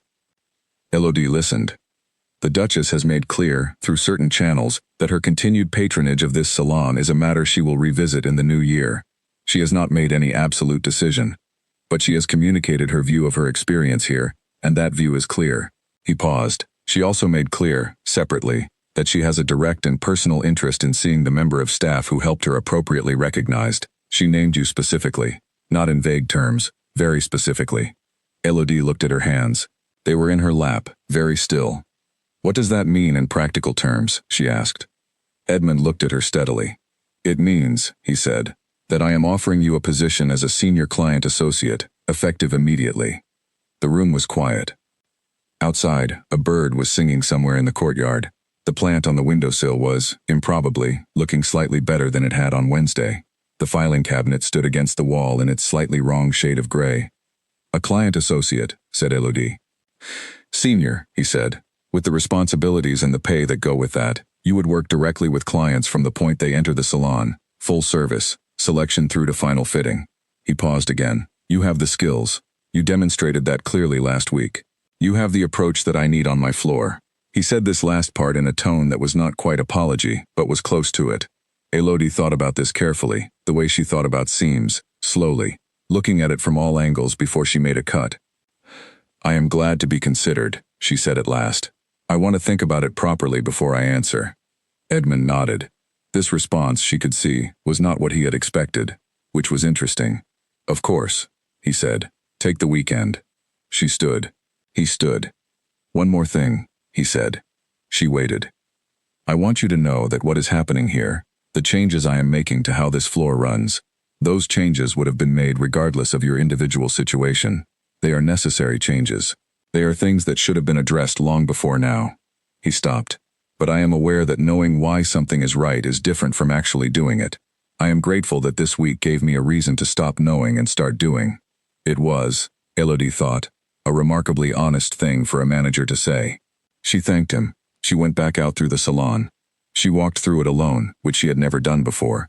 The salon was quiet and unlocked but empty of customers, the lights not yet at full brightness, the gowns on their rails casting soft shadows. She walked slowly, looking at the space the way you look at something that might be about to change shape in your life, trying to understand what it actually was. She stood for a moment in the alcove by the window, where she had sat with Marguerite. The two chairs were still there, the small round table. The morning light came through the window and lay in a pale rectangle on the carpet. She thought about that Tuesday morning, the covered dress over the arm of the chair, the moment she had looked across the floor and seen the woman standing alone, the small, clear decision to change direction. She had not known any of it would lead here. She had not done it because she thought it would lead anywhere. That was the part that sat with her most solidly, as she stood in the alcove in the empty salon on a Saturday morning, with the winter sun coming through the window. She had done it for no reason except that it was the right thing to do, and now here she was standing in the middle of a morning that felt entirely different from any morning she had expected when she woke up 3 weeks ago. She left the salon and walked into the pale sun. She called her mother on the bus home. Her mother, whose name was Dorothée, and who had raised Elodie alone on a teacher's income in a small town 2 hours from the city, answered on the second ring, as she always did. "I might be getting a promotion," said Elodie. "Might be?" said Dorothée. "I have to decide if I want it." There was a pause. "Do you?" said Dorothée. I think so, said Elodie. But I want to think about why. Not just because it's better pay and a better title. Because it's actually what I want to be doing. Dorothée was quiet for a moment. And is it? She asked. Elodie looked out the bus window. They were passing a park, and the trees were bare, but the light was doing something lovely through the branches. I think so, she said. I think I want to be the kind of person who does what I was doing on Tuesday, but gets to do it more fully. Not just when I decide to change direction. All the time. Properly. With the space to do it right. Then you know your answer, said Dorothée. Elodie smiled. Yes, she said, I think I do. She spent the rest of the weekend as she usually spent weekends, sewing in the evenings, reading, walking through the neighborhood on Sunday morning with coffee in her hand. She let the decision settle rather than forcing it. By Sunday afternoon it was settled, quietly and without drama, the way a true decision settles. On Monday morning she arrived at the Salon at the usual time and asked to see Edmund. She told him she accepted the position. He told her it would be effective from the 1st of next month, to allow for the necessary transitions and for her current work to be properly handed over. She thanked him. He thanked her. She went back to work. In another part of the city, in a different building altogether, other things were in motion. The Duke's household was a significant organization, not in the way of a government but in the way of a very old institution that has learned to operate quietly and effectively. It had a household manager, a man named Lawrence, who coordinated the wide range of affairs that attached to the management of the Duke's interests. It had an account manager. It had several layers of assistants and advisors. It ran, as it had for generations, like a mechanism that had been adjusted many times but never replaced. That week, Lawrence received a note from the Duchess. It was not unusual for him to receive notes from the Duchess. She was a precise correspondent. She expected things to be done correctly, and she communicated that expectation without ambiguity. This particular note had 2 parts. The first part concerned Maison Ilara. Lawrence read it, understood it, and passed it to the account manager with a brief supplementary instruction that was clear in its implications. The second part was addressed to Lawrence personally. He read it twice.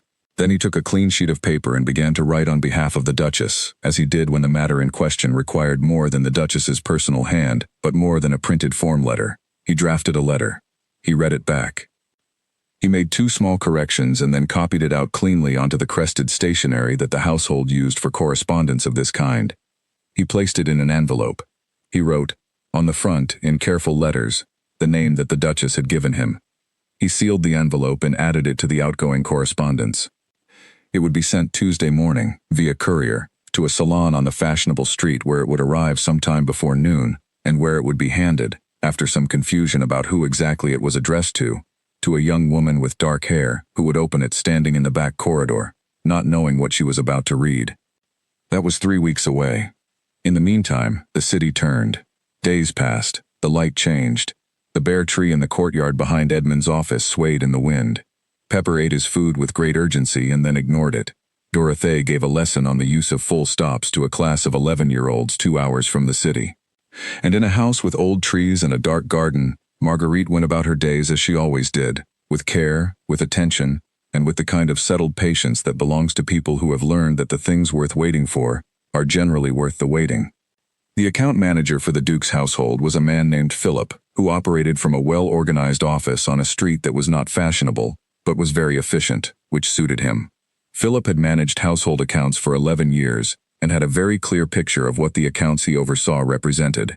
Not just money, which was the obvious thing, but relationships, history, the particular texture of a long institutional connection between a household and a supplier, which was different from a series of individual transactions in ways that mattered to his understanding of his work.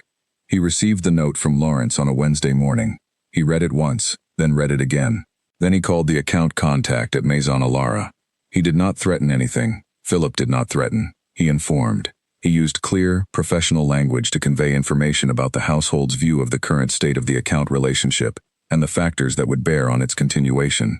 He answered 3 questions from the person on the other end of the call. He confirmed that the account remained active for the current period. He said that a formal review would occur in the new year.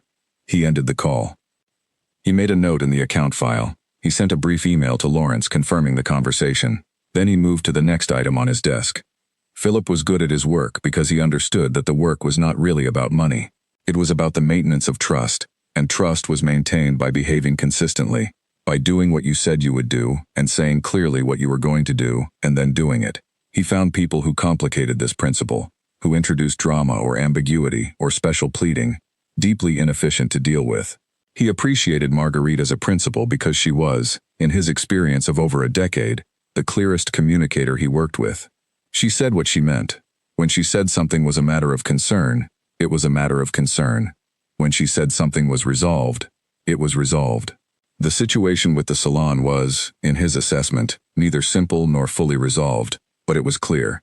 It was clear what had happened and clear what was needed, and those two pieces of clarity were, in his experience, all you needed to work with when you were trying to move a situation from one state to another. He went about the rest of his day. Across the city, in the salon, the afternoon went on with that slightly altered quality that had settled over Maison Ilara since Tuesday, the sense of a place that had been seen clearly, and was now adjusting to the experience of that clarity. Not dramatically, not with any obvious upheaval, but adjusting, the way a building adjusts when someone who understands structures looks at it carefully and begins to address what they find. Edmund was on the floor more. This was the most visible change. He walked the space. He watched the door. He noted the moment of greeting. He was not heavy-handed about it. He did not stand over his staff with a visible critical eye. He was simply present in a way he had not been before. Available, attentive, carrying in his manner the message that things were being looked at more carefully than they had been. Gerard had spoken to the remaining floor staff individually, brief, factual conversations that made clear what was expected and what would not be acceptable. He was direct. He did not use metaphor or softening language. He said what he said and let people hear it. The floor staff listened, some with relief, some with discomfort, some with both at once, which is where most honest reckoning begins. Elodie accepted her new position on a Monday morning, and it was effective from the first of the following month, and in the weeks between, she continued her work as she always had, and the floor around her shifted slowly into better alignment with the work she was already doing. On her last Friday as a fitting assistant, a role she had occupied for a year and 2 months, she finished her last shift and changed out of her work clothes and walked through the empty salon one more time, the way she had on the Saturday morning weeks before. She walked slowly. She looked at the gowns. She stopped in the alcove. She stood in the space where she had sat with Marguerite, and she looked at the chair, and she thought about tea and embroidery and the phrase, "I do not say things I do not mean." Then she turned and walked to the door and out into the evening, which was cold and clear and already full of stars by the time she reached the end of the street. She went home. She fed Pepper. She worked on the gown for her mother. She sat at her table in the lamplight and she was, in the quiet, ordinary way that matters most, entirely herself. The Duke's name was Frederick. He was not a man who featured prominently in newspapers, which was a deliberate choice on his part, and a point of some pride in his household. The Duchy of Verneuil had endured for a long time by understanding that prominence and significance were not the same thing, and that the most durable form of influence was the kind that did not announce itself. His father had taught him this. His grandmother, whose mother had been the Duchess who rebuilt the family's fortunes after a period of genuine difficulty in the middle of the previous century, had demonstrated it by example. Frederick was 61. He was tall and somewhat quiet in company, the kind of quiet that people who do not know him sometimes mistake for distance or coldness, but that those who know him understand to be a form of attention. He was good at paying attention. It was, he sometimes thought, the most useful thing a person could be good at. He lived in the city for part of the year and on the family estate for the rest. He had 2 adult children, a son who was doing something interesting with environmental restoration, and a daughter who was in her final year of a medical degree, and who called him every Sunday whether or not she had anything particular to say, which he found more valuable than he could easily express. His wife had died 7 years ago, after an illness that was long enough to prepare for but not long enough for the preparation to help very much. He still thought of her most days, not with grief exactly, but with the particular kind of missing that does not require an occasion. He had a close relationship with his mother. This was not a small thing. Marguerite had always been a particular kind of presence in his life, not intrusive, not demanding, but very clear. She saw things clearly.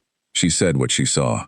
She had raised him to understand the difference between the weight a title gives a person in the world and the weight that a person must supply for themselves. She had told him, when he was young, that the most dangerous thing a privileged person can do is start believing that their privilege is a measure of their worth. He had carried that with him for 40 years and he carried it still. She called him on the Thursday of the week following her visit to the Salon. She called him in the late afternoon, which was their usual time. They spoke twice a week, on Tuesdays and Thursdays, at around 5 o'clock, a habit they had maintained for years. He was in his study when the call came, looking over some papers, and he set them aside and sat back and answered. She asked how he was. He told her honestly, a little tired, some complicated matters on the estate, but generally well. He asked how she was. She said she had had an interesting experience. She told him about the salon. She told him about the walk to the back rail, the attendants who had not moved, the corner with the dim lighting and the crowded hangars. She told him this without particular emotion, in the straightforward way she described most things, as a sequence of events and observations. Then she told him about Elodie. When she described Elodie, her voice changed, not dramatically. She was not given to drama, but in that small way that Frederick had learned over 60 years to recognize as the signal that his mother considered something genuinely important. She described the way the young woman had changed direction, the tea, the 2 chairs in the alcove, the 3 gowns from the right part of the rail, the fitting room, and the adjustment at the shoulder, and the thing Elodie had said, "I simply tried to help." Frederick listened to all of it. "What did you tell the manager?" he said, when she had finished. "I told him the truth," she said. "And the 2 attendants who ignored you?" "I expect Edmund will deal with that," she said. "He is not a foolish man. He will understand what is necessary." Frederick was quiet for a moment. "And this young woman, Elodie?" "Yes. What do you want to do?" "I have already written to Lawrence," said Marguerite, "and I have written to her personally. The letter will go out Tuesday." "What did you say?" he asked. "The truth," she said again. "What else would I say?" He smiled, not that she could see it. He had been asking that question all his life, and she always gave the same answer, and it never stopped being the right answer. "There is something else," she said. He waited. "She is a dressmaker," she said. "Properly trained, by her account, and from what I could see of her instincts, the training took.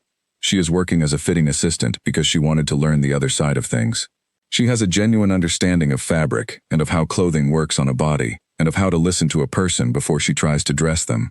Marguerite paused. She should not be a fitting assistant. She should be doing more than that. Frederick thought about this. "What did you have in mind?" he said. "I mentioned Pierre in the letter to Lawrence," she said. Frederick sat forward slightly. Pierre was the Duchess's personal couturier in the capital, a man of considerable reputation who ran a small and very selective atelier. He had dressed Marguerite for 30 years. He was also, which was perhaps relevant, always looking for people who understood both the craft of making and the human dimension of dressing someone. He had told Marguerite this himself, more than once, with some feeling. "You gave her a recommendation to Pierre?" "I gave her more than that," said Marguerite. "I explained the circumstances. I told him what I observed. I asked him to meet with her, not as a favor, but because I genuinely believe she is exactly the kind of person he is always saying he is looking for, and never finding." Frederick leaned back. "He will meet with her," said Frederick. It was not a question. "He will," said Marguerite. They were both quiet for a moment, the comfortable quiet of 2 people who know each other well enough not to need to fill every silence. "She didn't know who you were," said Frederick. "No," said Marguerite. "That matters to you." "Of course it matters," she said, with a brief firmness. "It is the whole point, Frederick. Any person will help someone who can do something for them in return. That is not virtue, that is calculation. What she did was help a person who could not, as far as she knew, do anything for her at all. She helped because it was the right thing to do." She paused. "That is rarer than it should be. When I find it, I think it deserves to be met with something that is also real." Frederick thought about his mother sitting in an alcove on a gray Tuesday morning with a cup of tea, and a young woman who had changed direction on a salon floor, and he felt a warmth toward both of them that was uncomplicated and clear. "You are a good judge of people," he said. "I have had a lot of practice," she said, and he could hear something that was close to amusement in her voice. "Now, tell me about this complicated matter on the estate, the one with the drainage." He told her about the drainage. She listened and asked 3 precise questions, as she always did, and he answered them, and then they talked about his daughter's upcoming examinations and whether he should call or text to wish her luck, and she told him firmly that he should call, and not at a time when she was likely to be studying. They talked for 40 minutes. When they hung up, Frederick sat for a moment in his study with the evening settling through the windows, thinking about his mother's voice when she had described the young woman named Elodie, the particular, barely audible warmth of it. He thought about what his mother had always told him when he was young. The most important judgments a person makes are not the large ones. They are not the ones that announce themselves. They are the small ones, made in ordinary moments when no one is watching and there is no particular reason to do the right thing except that it is right. He had spent 61 years trying to live by that. He was not always successful, but he had kept trying. He pulled his papers back toward him and went back to work. In the city, the evening went on, and the lights came on in the buildings, and people moved through their lives in the particular way people move through lives they mostly do not think of as remarkable. A young woman with dark hair sewed at a small table while a gray cat slept nearby. A man in a study reviewed papers about drainage systems and tried to make a decision. An older woman in a house with old trees read a book beside a lamp. And somewhere in the postal system, a letter was on its way. Not yet, not quite yet, still 3 weeks from being written, still 3 weeks from the hands that would carry it and the hands that would open it. But it was coming. The way things that have been set in motion always come, steadily and without hesitation, like water finding its level. Lawrence had been the household manager for the Duke for 17 years.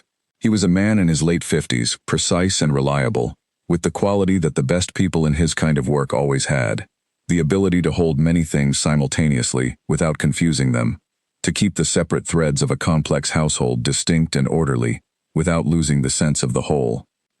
He had met Marguerite many times. She was always direct, always kind in her manner, and always completely clear about what she wanted. He admired these qualities sincerely, because they made his work easier, and work is easier when the principals you serve are honest with themselves about what they need. The note she had sent him arrived on a Wednesday. He read it standing at his desk, which was his habit. He did not sit to read when he was working through something, only when he intended to give something his full, settled attention. Standing was his thinking position. He read it twice, standing. Then he sat. The note had 2 parts, as he had told Frederick. The first part was the account matter, which was clear and required straightforward action. He passed it to Philip with a brief note of his own. The second part required more thought. He was not in the habit of writing personal letters on behalf of the Duchess. That was her own domain. But he was sometimes asked to write letters of a more formal kind that carried the weight of the household without the personal tone she reserved for her own correspondence. This letter needed to be both formal and warm, which was the hardest combination. It needed to convey something real without becoming effusive. It needed to make an offer without creating an obligation. It needed to be the kind of letter that a person could receive with dignity and respond to without feeling manipulated or overwhelmed. He thought about this for most of the afternoon. He wrote a first draft. He read it back and found it too formal, too institutional, the kind of letter that said all the right things without actually saying anything. He discarded it. He wrote a second draft. He read it back and found it too warm, bordering on something that might embarrass the recipient by making too much of something she had simply done as an act of ordinary decency. He wrote a third draft. He read it back. It was closer. It was specific, the way Marguerite had instructed, naming the chair by the window, the tea, the particular quality of listening before assuming. It was honest about what the Duchess had observed and what she believed, without overstating.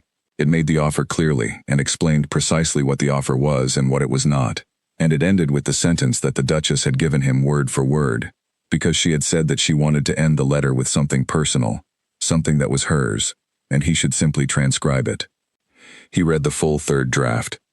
He made one small change, a word in the second paragraph that was slightly more formal than the surrounding language and stuck out slightly. He replaced it with a simpler word.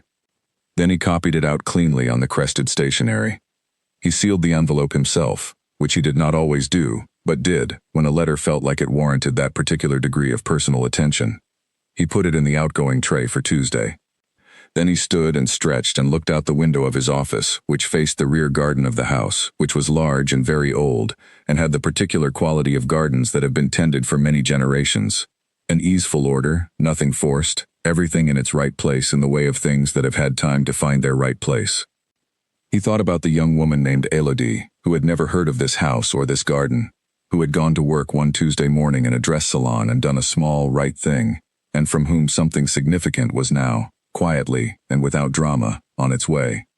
He thought about how these things happened, the particular way a small act could be the beginning of a chain of events that was invisible in both directions, invisible looking back, because you could not have known it would matter, and invisible looking forward, because you could not have known where it would go. He thought about the last time the Duchess had written such a letter. It had been 11 years ago, to a young architect she had met in passing, who had helped her when she was trying to navigate a building she did not know in the rain.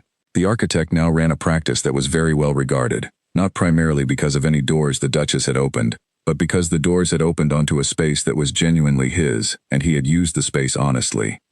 Lawrence suspected the same would be true here. He went back to his desk and attended to the next matter, and the letter sat in the outgoing tray and waited for Tuesday, as letters do. The letter arrived on a Tuesday.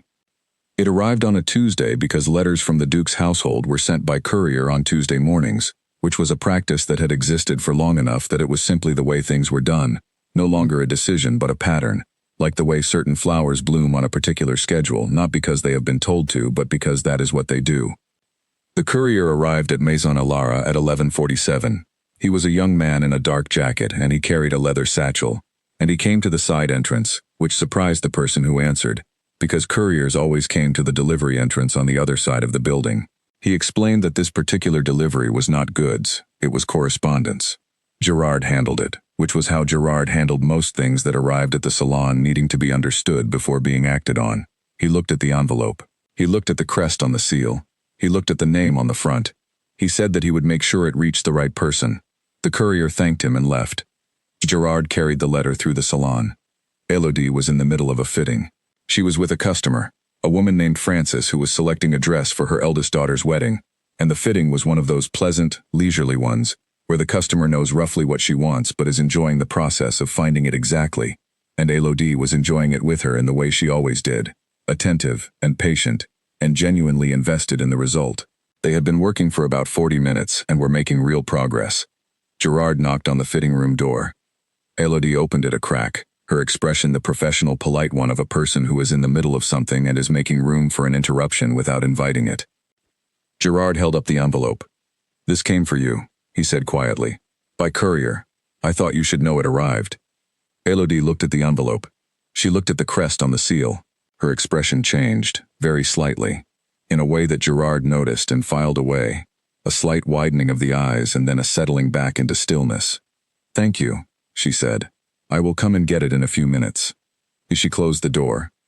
She went back to Frances, who was standing on the platform looking at herself in a copper gold gown with a wide skirt, and she looked at Frances with full attention, and she said that the color was working beautifully and she thought perhaps they should look at the one with the slightly simpler cut and compare.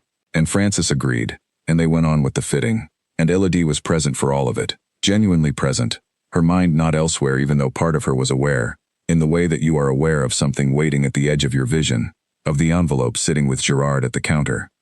Frances made her selection, the copper gold in the end, as Elodie had quietly thought she would from the beginning. The customer was delighted.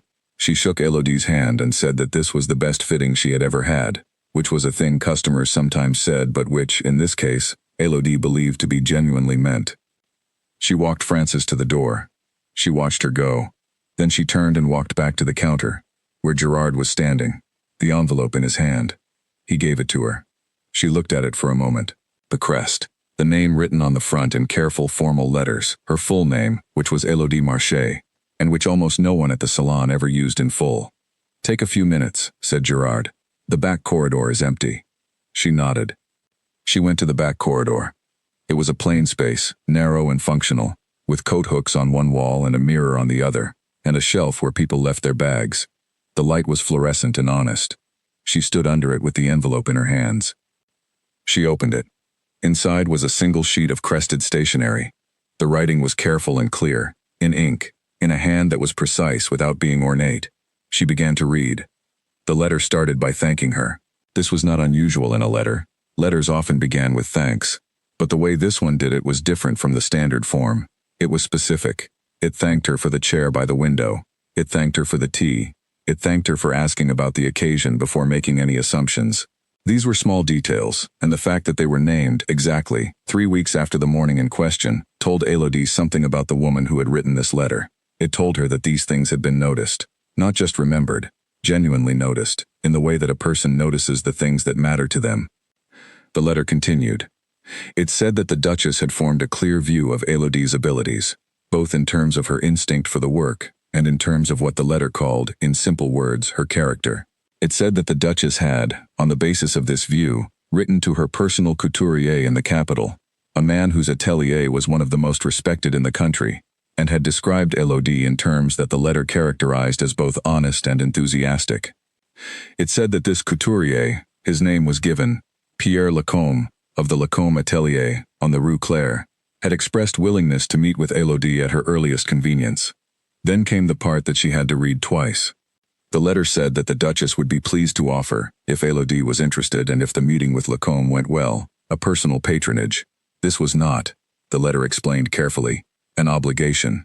It was an offer of support, of connection, and of what the letter described as the kind of foundation that people with genuine talent sometimes need in order to do the work they are capable of doing. It said that this offer was made freely, without condition or expectation of return.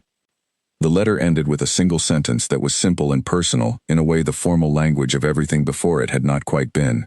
It said, "You were kind to an old woman when there was no reason to be, and you were kind in the right way. I have not forgotten it and I do not intend to." It was signed, in the same careful hand, with a name. Elodie stood in the back corridor under the fluorescent light for a long moment. She read the letter a third time, slowly, from the beginning.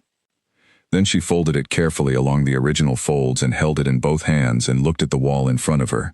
She was thinking about the morning 3 weeks ago, the covered dress over the arm of the chair, the way she had slowed in the middle of crossing the floor, the woman standing alone at the back rail, the moment of decision, if it could even be called a decision. It had felt more like a reflex, like seeing a cup about to fall and reaching out before the thought has properly formed. She was thinking about the 2 chairs in the alcove by the window, about the tea, about the embroidery at the cuff, about the old woman looking at herself in the mirror of the fitting room with that settled, private look of someone who has found the thing that was right. She was thinking about the way Marguerite had said, before she went into the back office with Edmund, "I will not forget your name." She had not believed, at the time, that this would mean anything practical. It had seemed like the natural thing for a kind and gracious person to say, and she had taken it in that spirit, as something generous and genuine but not necessarily consequential. She had not imagined it would lead to an envelope with a crest on the seal, carried to the side entrance of the salon by a Tuesday morning courier, with her full name written on the front. She pressed her lips together. She was not a person who cried easily, or in front of other people, or in back corridors at work, but she felt something that was close to the feeling that precedes tears, a pressure at the back of the eyes, a fullness in the chest, the particular sensation of an emotion that is larger than the face can easily contain. She breathed steadily for a moment.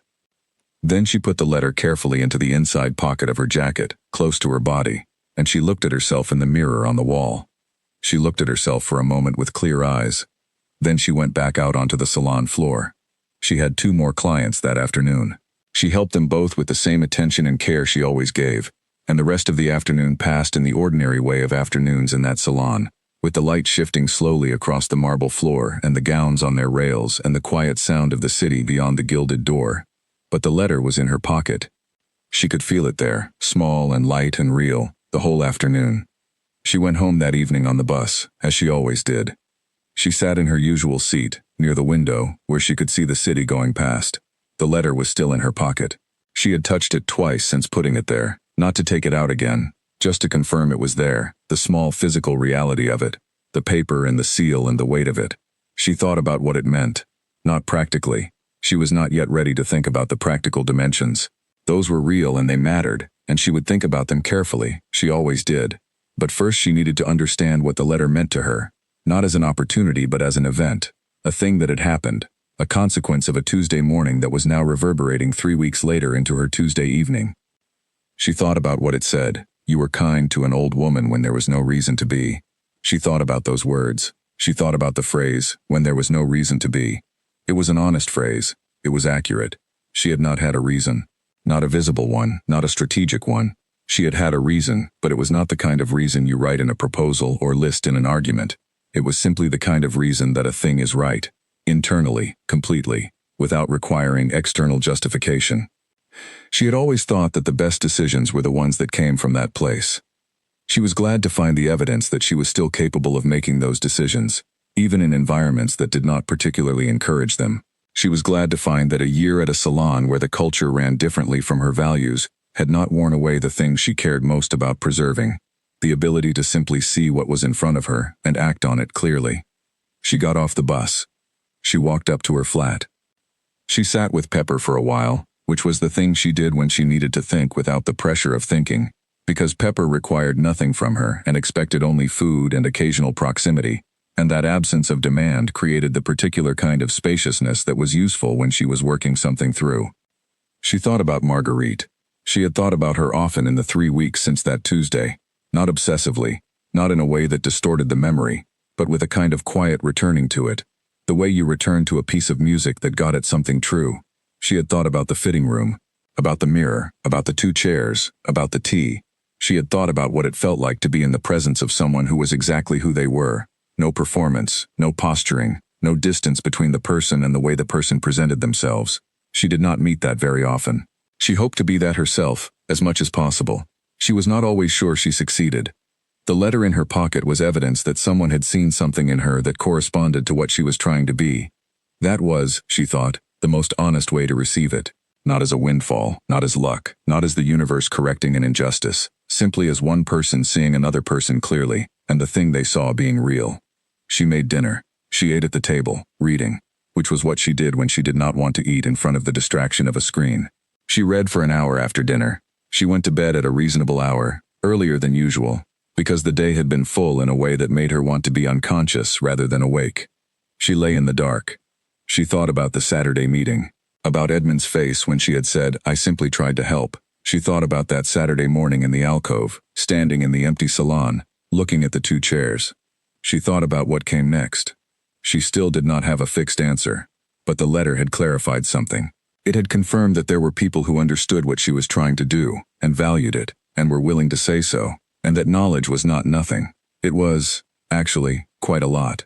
She fell asleep with the letter on her bedside table, where she had put it when she took off her jacket. The crest on the envelope caught a small amount of light from the window, the orange glow of the city, the kind of light that was always there, particular to this city, particular to this floor of this building on this street, the background light of a life in progress. She slept well. Tomorrow she would begin to think practically about the possibilities. She would read the letter again in the morning, and let what it said settle into actual decisions. She would think about what she wanted to do, and how she wanted to do it, and what kind of support she needed, and what kind she could offer in return. But tonight she simply let it be what it was, a letter, a piece of paper with careful handwriting, and a crest, and a name on the envelope that was hers, a Tuesday morning that had turned into a Tuesday evening, that had turned into something she was only beginning to understand. She slept. Outside the window, the city made its small, constant sounds, the things it always made, the things she had stopped hearing because they were simply the background of her life. And somewhere out there, in a house with old trees and a dark garden, a woman had done what she had promised. She had not forgotten. The Lacombe Atelier was on the Rue Claire, as the letter had said, in a building that looked from the outside like all the other buildings on that street, stone-fronted, tall-windowed, with a door painted a very dark gray, that had been that color for as long as anyone currently working inside could remember. The sign was small, the name, in plain letters, nothing more. There was no window display. The kind of clientele the atelier served did not need to be attracted by a window display. They either knew, or they were told by someone who knew. Elodie arrived 12 minutes early for her meeting. She stood on the pavement outside and looked at the door for a moment. She was wearing her best jacket, a navy one she had made herself 3 years ago, a tailored fit with clean seams and a collar that sat the way she had intended it to sit. She had worn it because it was the most honest thing she could wear to this particular meeting, better than anything she could have bought, because she had made it, and whoever she was meeting would know that from the moment they saw it. She went in. The receptionist, a young man named Henry who had the particular manner of someone who knows exactly how significant their workplace is and does not want to make too much of it, showed her to a waiting room. The waiting room was almost aggressively understated. 2 chairs, a low table, a single piece of artwork on the wall, a painting of what appeared to be a piece of fabric caught in a particular moment of movement, beautifully done but absolutely not decorative in the way art in reception areas usually is. It was the kind of room that said, "We are not trying to impress you. If you are here, you understand why you are here." Elodie sat. She was calm. She had been in the state of being calm since she got on the train to the capital that morning, a kind of settled, grounded feeling that was not the absence of feeling but the steady ground beneath it. She had been nervous the night before, properly nervous, lying awake in her flat with Pepper on the end of the bed and the city outside quiet. She had rehearsed things in her head, which she never usually did, and then she had caught herself doing it and stopped, because she knew it was not useful. She did best when she was simply present and honest, and let the thing be what it was. She had slept eventually. She had woken at 6. She had made tea and eaten toast and read for a while and then dressed carefully and got the train. Now she sat in the understated waiting room and looked at the painting of fabric in motion and thought about how the painter had captured the precise moment of stillness within the movement, the fraction of a second when the thing was fully visible in its shape before it moved again. And she thought this was, actually, the whole challenge of clothing, to catch a person in a particular moment of themselves and make something that holds that moment without fixing it, something that moves with them. She was still thinking about this when Pierre Lacombe came in. He was not what she had expected, which probably said something about the expectations she had brought. She had imagined someone formal, measured, performance in every gesture. He was in his late 50s, compact and somewhat untidy in the way of people whose minds move faster than their hands can fully manage. With a jacket that was impeccably made but had a small ink mark on the left cuff, and a collar that was half turned up, he moved quickly. He shook her hand before she had fully stood. "Elodie," he said, not a question, a statement. "Yes," she said. Sit, he said. He took the other chair and sat in it with the slightly restless energy of someone who is always on the edge of a new thought. He looked at her jacket. He looked at it for what felt like a full 5 seconds, which is a long time for a silence. "You made this," he said. "Yes," she said. "How long ago?" 3 years. I've worn it a great deal." "You can see that," he said. He was not being unkind. He was simply noting the truth of it. "It holds. The seam here." He touched the shoulder, briefly, with one finger. "Very clean. This is your work?" "It is." He leaned back. He looked at her face now instead of her jacket, with the same direct attention. "Marguerite wrote to me," he said. "She is not someone who writes to people without strong reason. She has recommended people to me before, 3 times in 30 years. I have taken all of them on, because her judgment is very good, and because she does not use her influence lightly." He paused. "Tell me about yourself, not your training. I have notes about your training. Tell me what you think about your work, what you think about fabric and about dressing people, what you believe, if you believe anything, about what this is for." Elodie looked at him steadily. "All right," she said. And she told him. She told him about the problem that had occupied her thinking since she was 16 and first began sewing seriously. The problem of how a garment can be right for a person. Not just fitting, not just aesthetically appropriate, but right in a deeper sense. The sense in which you can look at someone in something and think, yes, that is actually them, that is what they are like. She told him that she thought this was more difficult than most people in the industry understood, because most of the industry was focused on the garment itself, and only secondarily on the person wearing it, and that to her mind this was exactly backwards. She told him about Marguerite in the fitting room, not using her name because she did not know if that was appropriate, but describing the moment, the woman stepping onto the platform, the 3 gowns, the selection of the navy silk not because it was the most impressive piece, but because it was the most right for this specific person on this specific occasion, the adjustment at the shoulder that was not about symmetry, but about the particular way this person's left shoulder sat differently from her right. She told him about the sketch she had been working on for 3 months at her kitchen table, a design that had started as a technical exercise and had become, she was not sure when, something else. An exploration of the way a silhouette can make a person feel more like themselves. She talked for about 12 minutes. Pierre Lacombe listened without interrupting, which was unusual for him. He was a man who thought out loud and who liked dialogue, who liked to push at ideas as they formed by responding to them. But he listened to Elodie without interruption because she was saying things that did not need to be pushed at, things that were clear and grounded, and built on a foundation that he recognized, not because he had heard them before, but because they were the kind of things that people who really understood the work said, and he had been waiting to hear someone say them for some time. When she had finished, he was quiet for a moment. Then he said, "What are you doing at that salon?" She looked at him. "I was learning," she said, "the other side of it, how a garment is sold, how a client is met, how the fitting process works when you are not the maker." "And now?" "I am being offered a position," she said carefully, "a senior position." He nodded slowly. "And you came here before deciding whether to take it." "I came here because the letter said to come here," she said. "I had not yet decided what to do with what I found." He looked at her for another moment, then he stood. "Come," he said. "Let me show you the workroom." The workroom was at the back of the building, through a corridor and up half a flight of stairs. It was a large room with high ceilings and natural light from windows along the north wall. There were cutting tables, very long and very flat, and beside them the storage rolls of fabric, and at the far end, 3 people bent over work at sewing stations. The room smelled of fabric and clean thread, and something warm that might have been the light itself. Elodie stopped in the doorway. She stood there for a moment, just looking. Pierre Lacombe stood beside her and did not say anything. He had learned over many years when to let a space speak for itself. She looked at the tables and the light and the people at their work and the fabric and the stillness that was not really stillness but concentrated attention. She looked at all of it. "I would like to work here," she said. She said it quietly, without performance, the way she said everything that she meant. Pierre nodded. "Then let us talk about what that would look like," he said. They went back to the waiting room, and this time they stayed for an hour, and by the time Elodie left the building on the Rue Claire and walked out onto the pavement and stood in the pale capital sun, the shape of her future had changed. Not in a dramatic way, not all at once, but the direction had been set, the way a ship sets a course.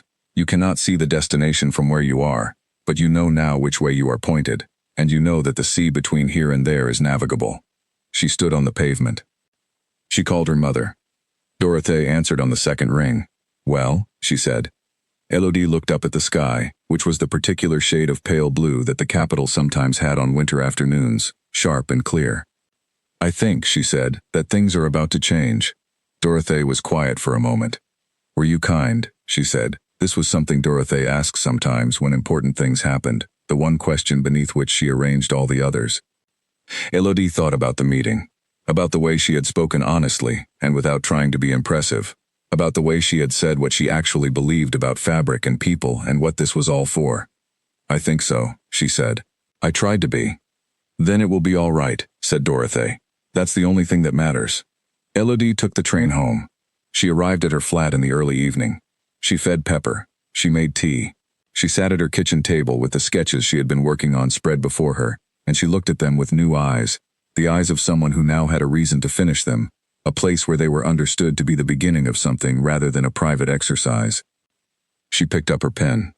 She began to draw. That night, after the phone call with her mother, and after the quiet dinner, and after Pepper had settled on the chair with his usual self-important composure, Elodie got out the sketches. She spread them on the table. There were 9 of them now, each on a separate sheet, each representing a different aspect of the design she had been developing. They were not polished drawings. She had never had the patience for the kind of technical rendering that looked beautiful framed on a wall. These were working drawings, full of small notations and corrections and measurements in the margins, full of lines that had been drawn and redrawn and sometimes crossed out entirely and begun again nearby. They were the marks of someone working through a problem, not presenting a solution. She looked at them with the eyes she had brought back from the Rue Claire. She had left Pierre Lacombe's atelier with something she had not expected to find so quickly, a sense of being understood. Not flattered, not assessed in a transactional way, but understood, as a craftsperson with a particular approach and a set of convictions about what the work was for, and a skill level that matched those convictions closely enough to be worth taking seriously. Pierre had not offered her the job immediately, which she had not expected and would not have wanted. He had said, "Come back with your portfolio and whatever current work you have." He had said, "I will think, and you should think, and we will speak again."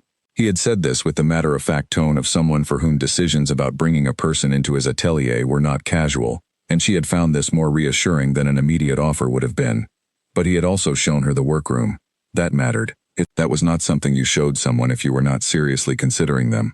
The workroom was the heart of the place, the private space where the actual work happened, and you did not take a person into the heart unless you were seriously thinking about whether they belonged there. She picked up her pencil.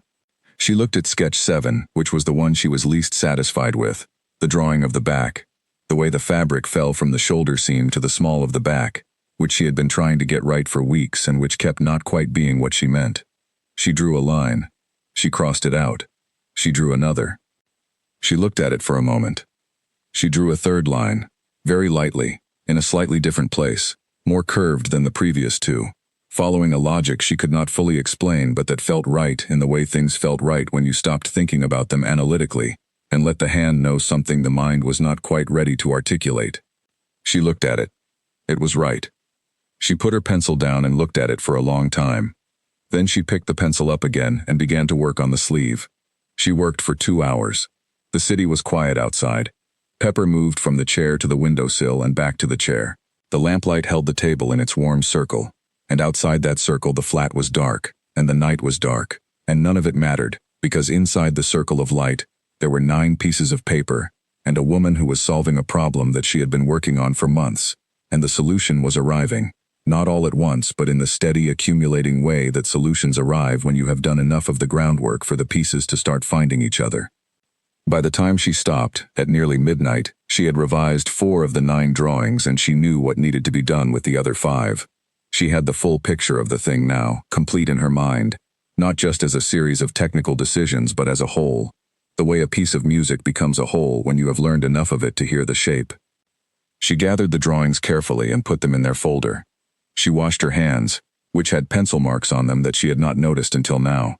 She made tea and drank it standing at the kitchen window, looking out at the street below, which was empty and quiet in the way streets are at midnight, when everyone who is going to come home has come home. She thought about the atelier, about the cutting tables, about the particular quality of light through the north-facing windows, about Pierre's quick, ink-marked hands and his directness, and the way he had listened to her speak about fabric, and about people, and about what this work was for. She thought about what Marguerite had said, in the fitting room, "You have a good eye." She thought about the letter, which was in her jacket pocket which was hanging by the door. She thought about her mother, 2 hours away, teaching children to read and to reason and to treat people with care. She thought about the gown she was making for her mother, which was nearly finished now, which needed only the final pressing and a last check of the collar. She would finish it this week, she thought. She would take it when she went to visit next month. She finished her tea. She went to bed. She did not make any decisions that night, in the formal sense.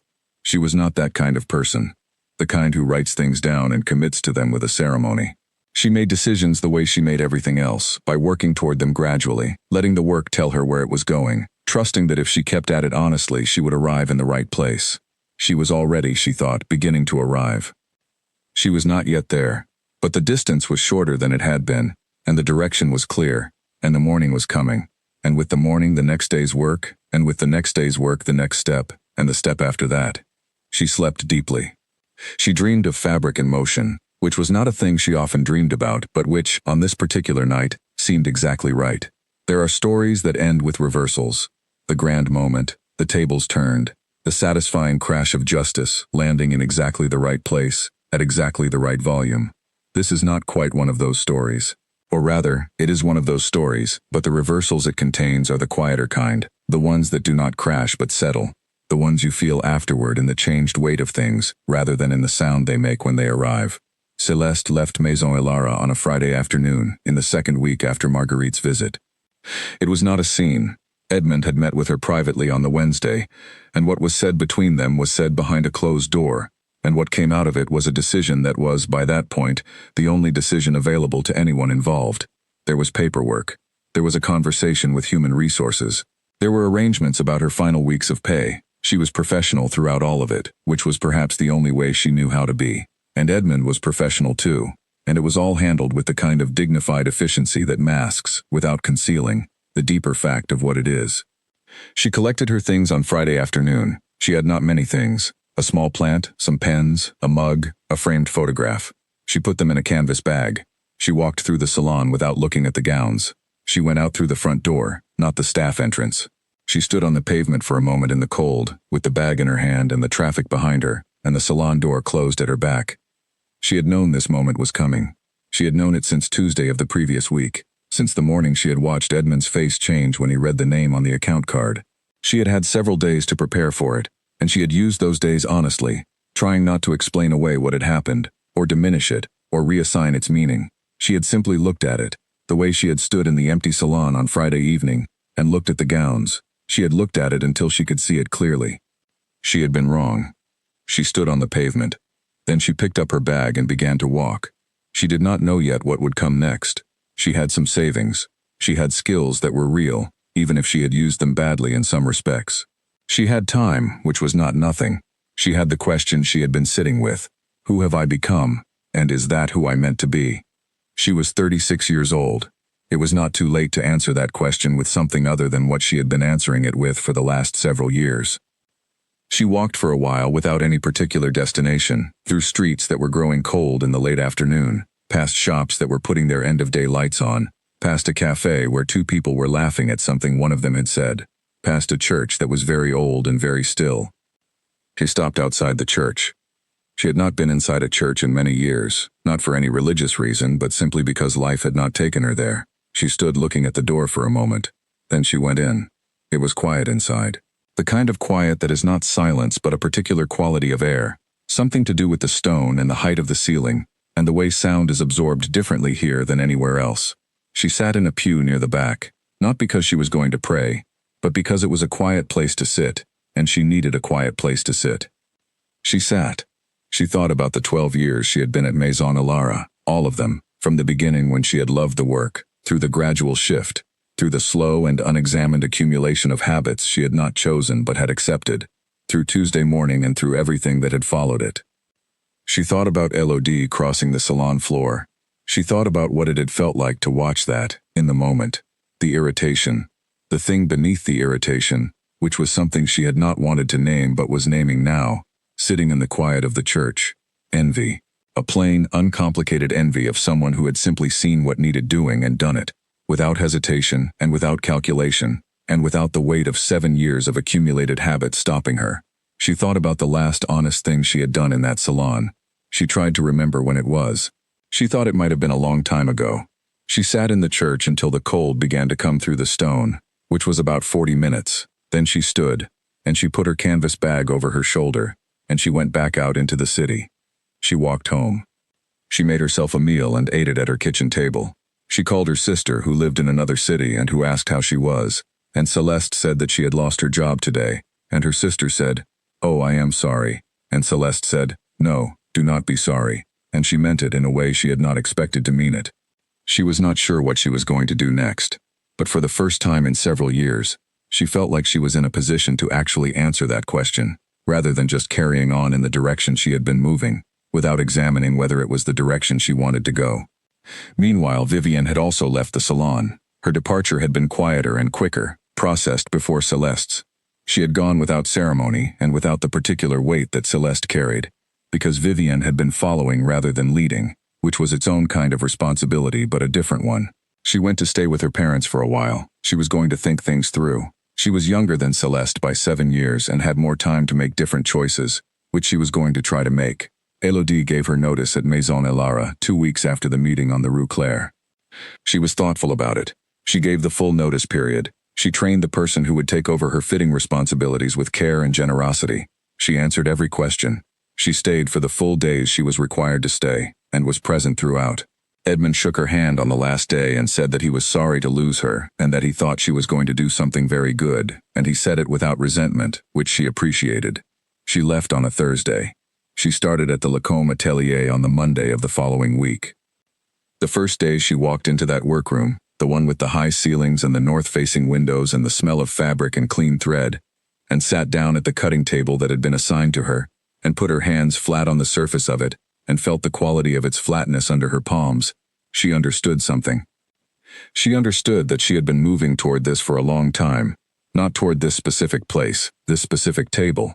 She could not have known about this place when she was 16 and first learning to cut, but toward the kind of work this represented, the kind of work that took everything she was good at and put it in direct service of something she cared about deeply. She had been moving toward it through the training in the small shop and the alterations and the year at the salon, all of it, not as a detour but as a preparation, the kind of preparation you only understand was preparation when you arrive where you were preparing for and recognize it. She picked up her measuring tape. She got to work. The atelier was a place where time moved differently, or perhaps more accurately, where time was used differently. There were no quick turnarounds, no decision made in 3 seconds at a door.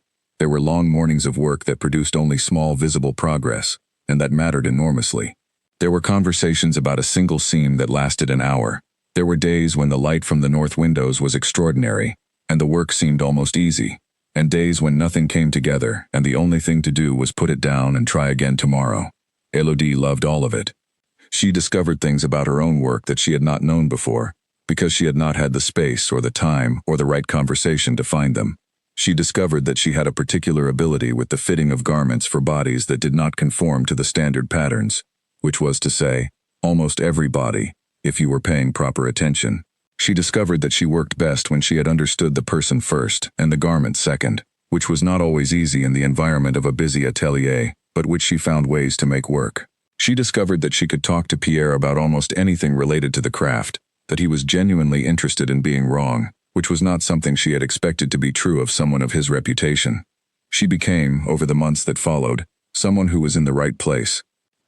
This is a simple thing to say but a rare thing to be, and it would be a mistake to treat it as ordinary. Marguerite saw the gown she had purchased at Maison Alara worn exactly once, at the state dinner for which it had been bought. She sat at a long table in a room full of people who were very important in various ways, and she wore her navy silk with the silver embroidery at the cuffs, and she sat straight and looked at the evening with her clear, quiet gaze, and at no point did she think about the morning she had gone to the salon and the things that had happened there, because that evening was the evening itself, and she was fully in it. But in the car home, with Albert driving and the city sliding past the windows, she thought about it briefly. She thought about the alcove by the window. She thought about the cup of tea. She thought about the young woman who had simply done the right thing because it was the right thing. She looked out the window at the city lights. She felt, in the particular way that she sometimes felt things now, at her age, when everything had settled into its true weight, and the things that mattered were clear from the things that did not. She felt that the evening had been good, that she had been well dressed and well present and had spoken honestly to the people around her and had listened when they spoke, that somewhere across the city, a young woman was working in a room with high ceilings and north-facing windows and putting her hands to work that was truly hers.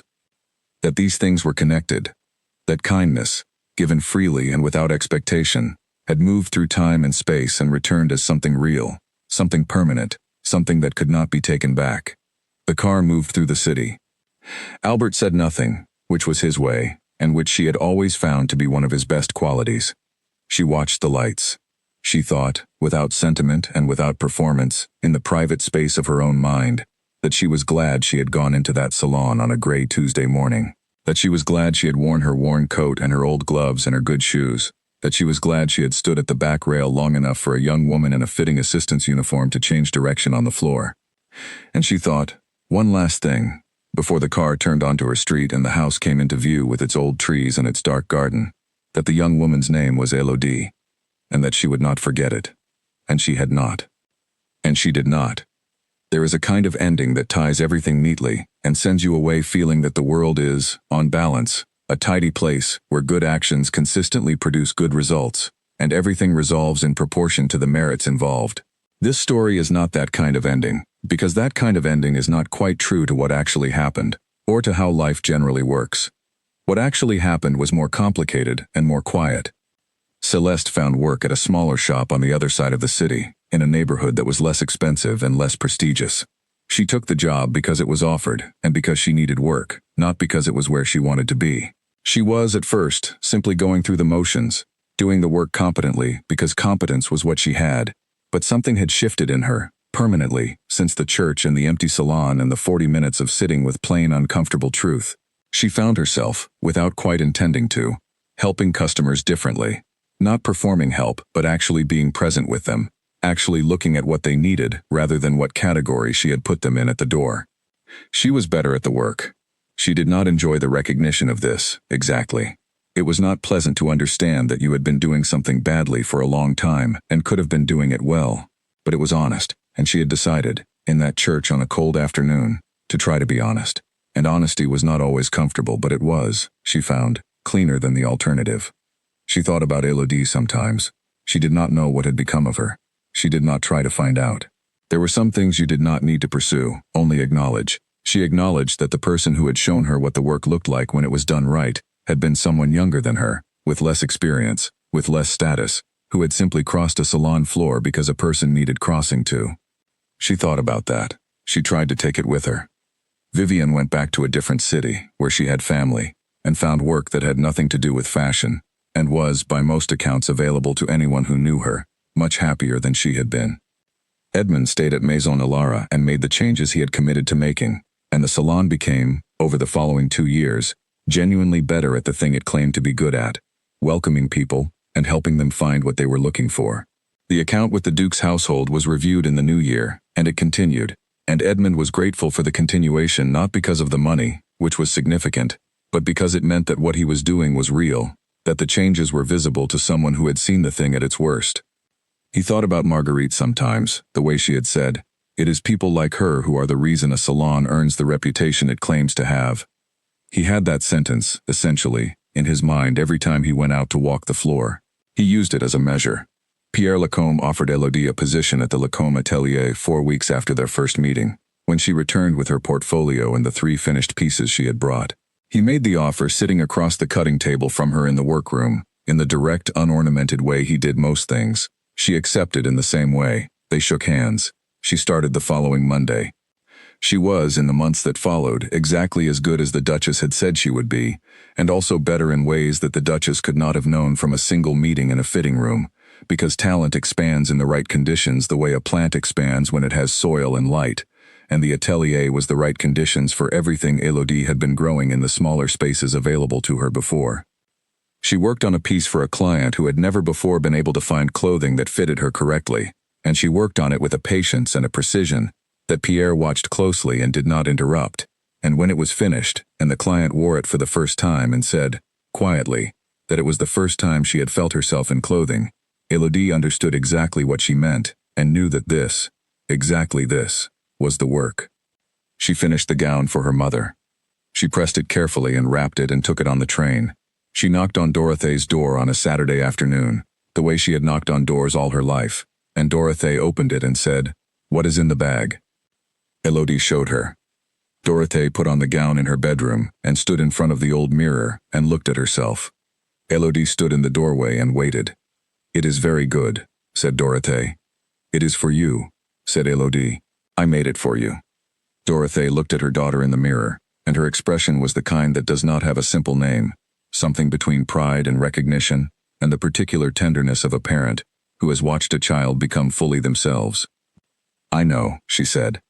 They had dinner together and talked about the school and the children Dorothée taught, and the atelier, and the new piece Elodie was starting. Dorothée asked good questions, as she always had. Elodie answered them honestly. They did the dishes side by side, and then sat with tea and the radio low in the background, and the Saturday evening coming in through the window in the particular way Saturday evenings came into that house, gently, without urgency. Elodie took the last train back to the city. She arrived home at 10:30. Pepper met her at the door and then walked away. She made tea.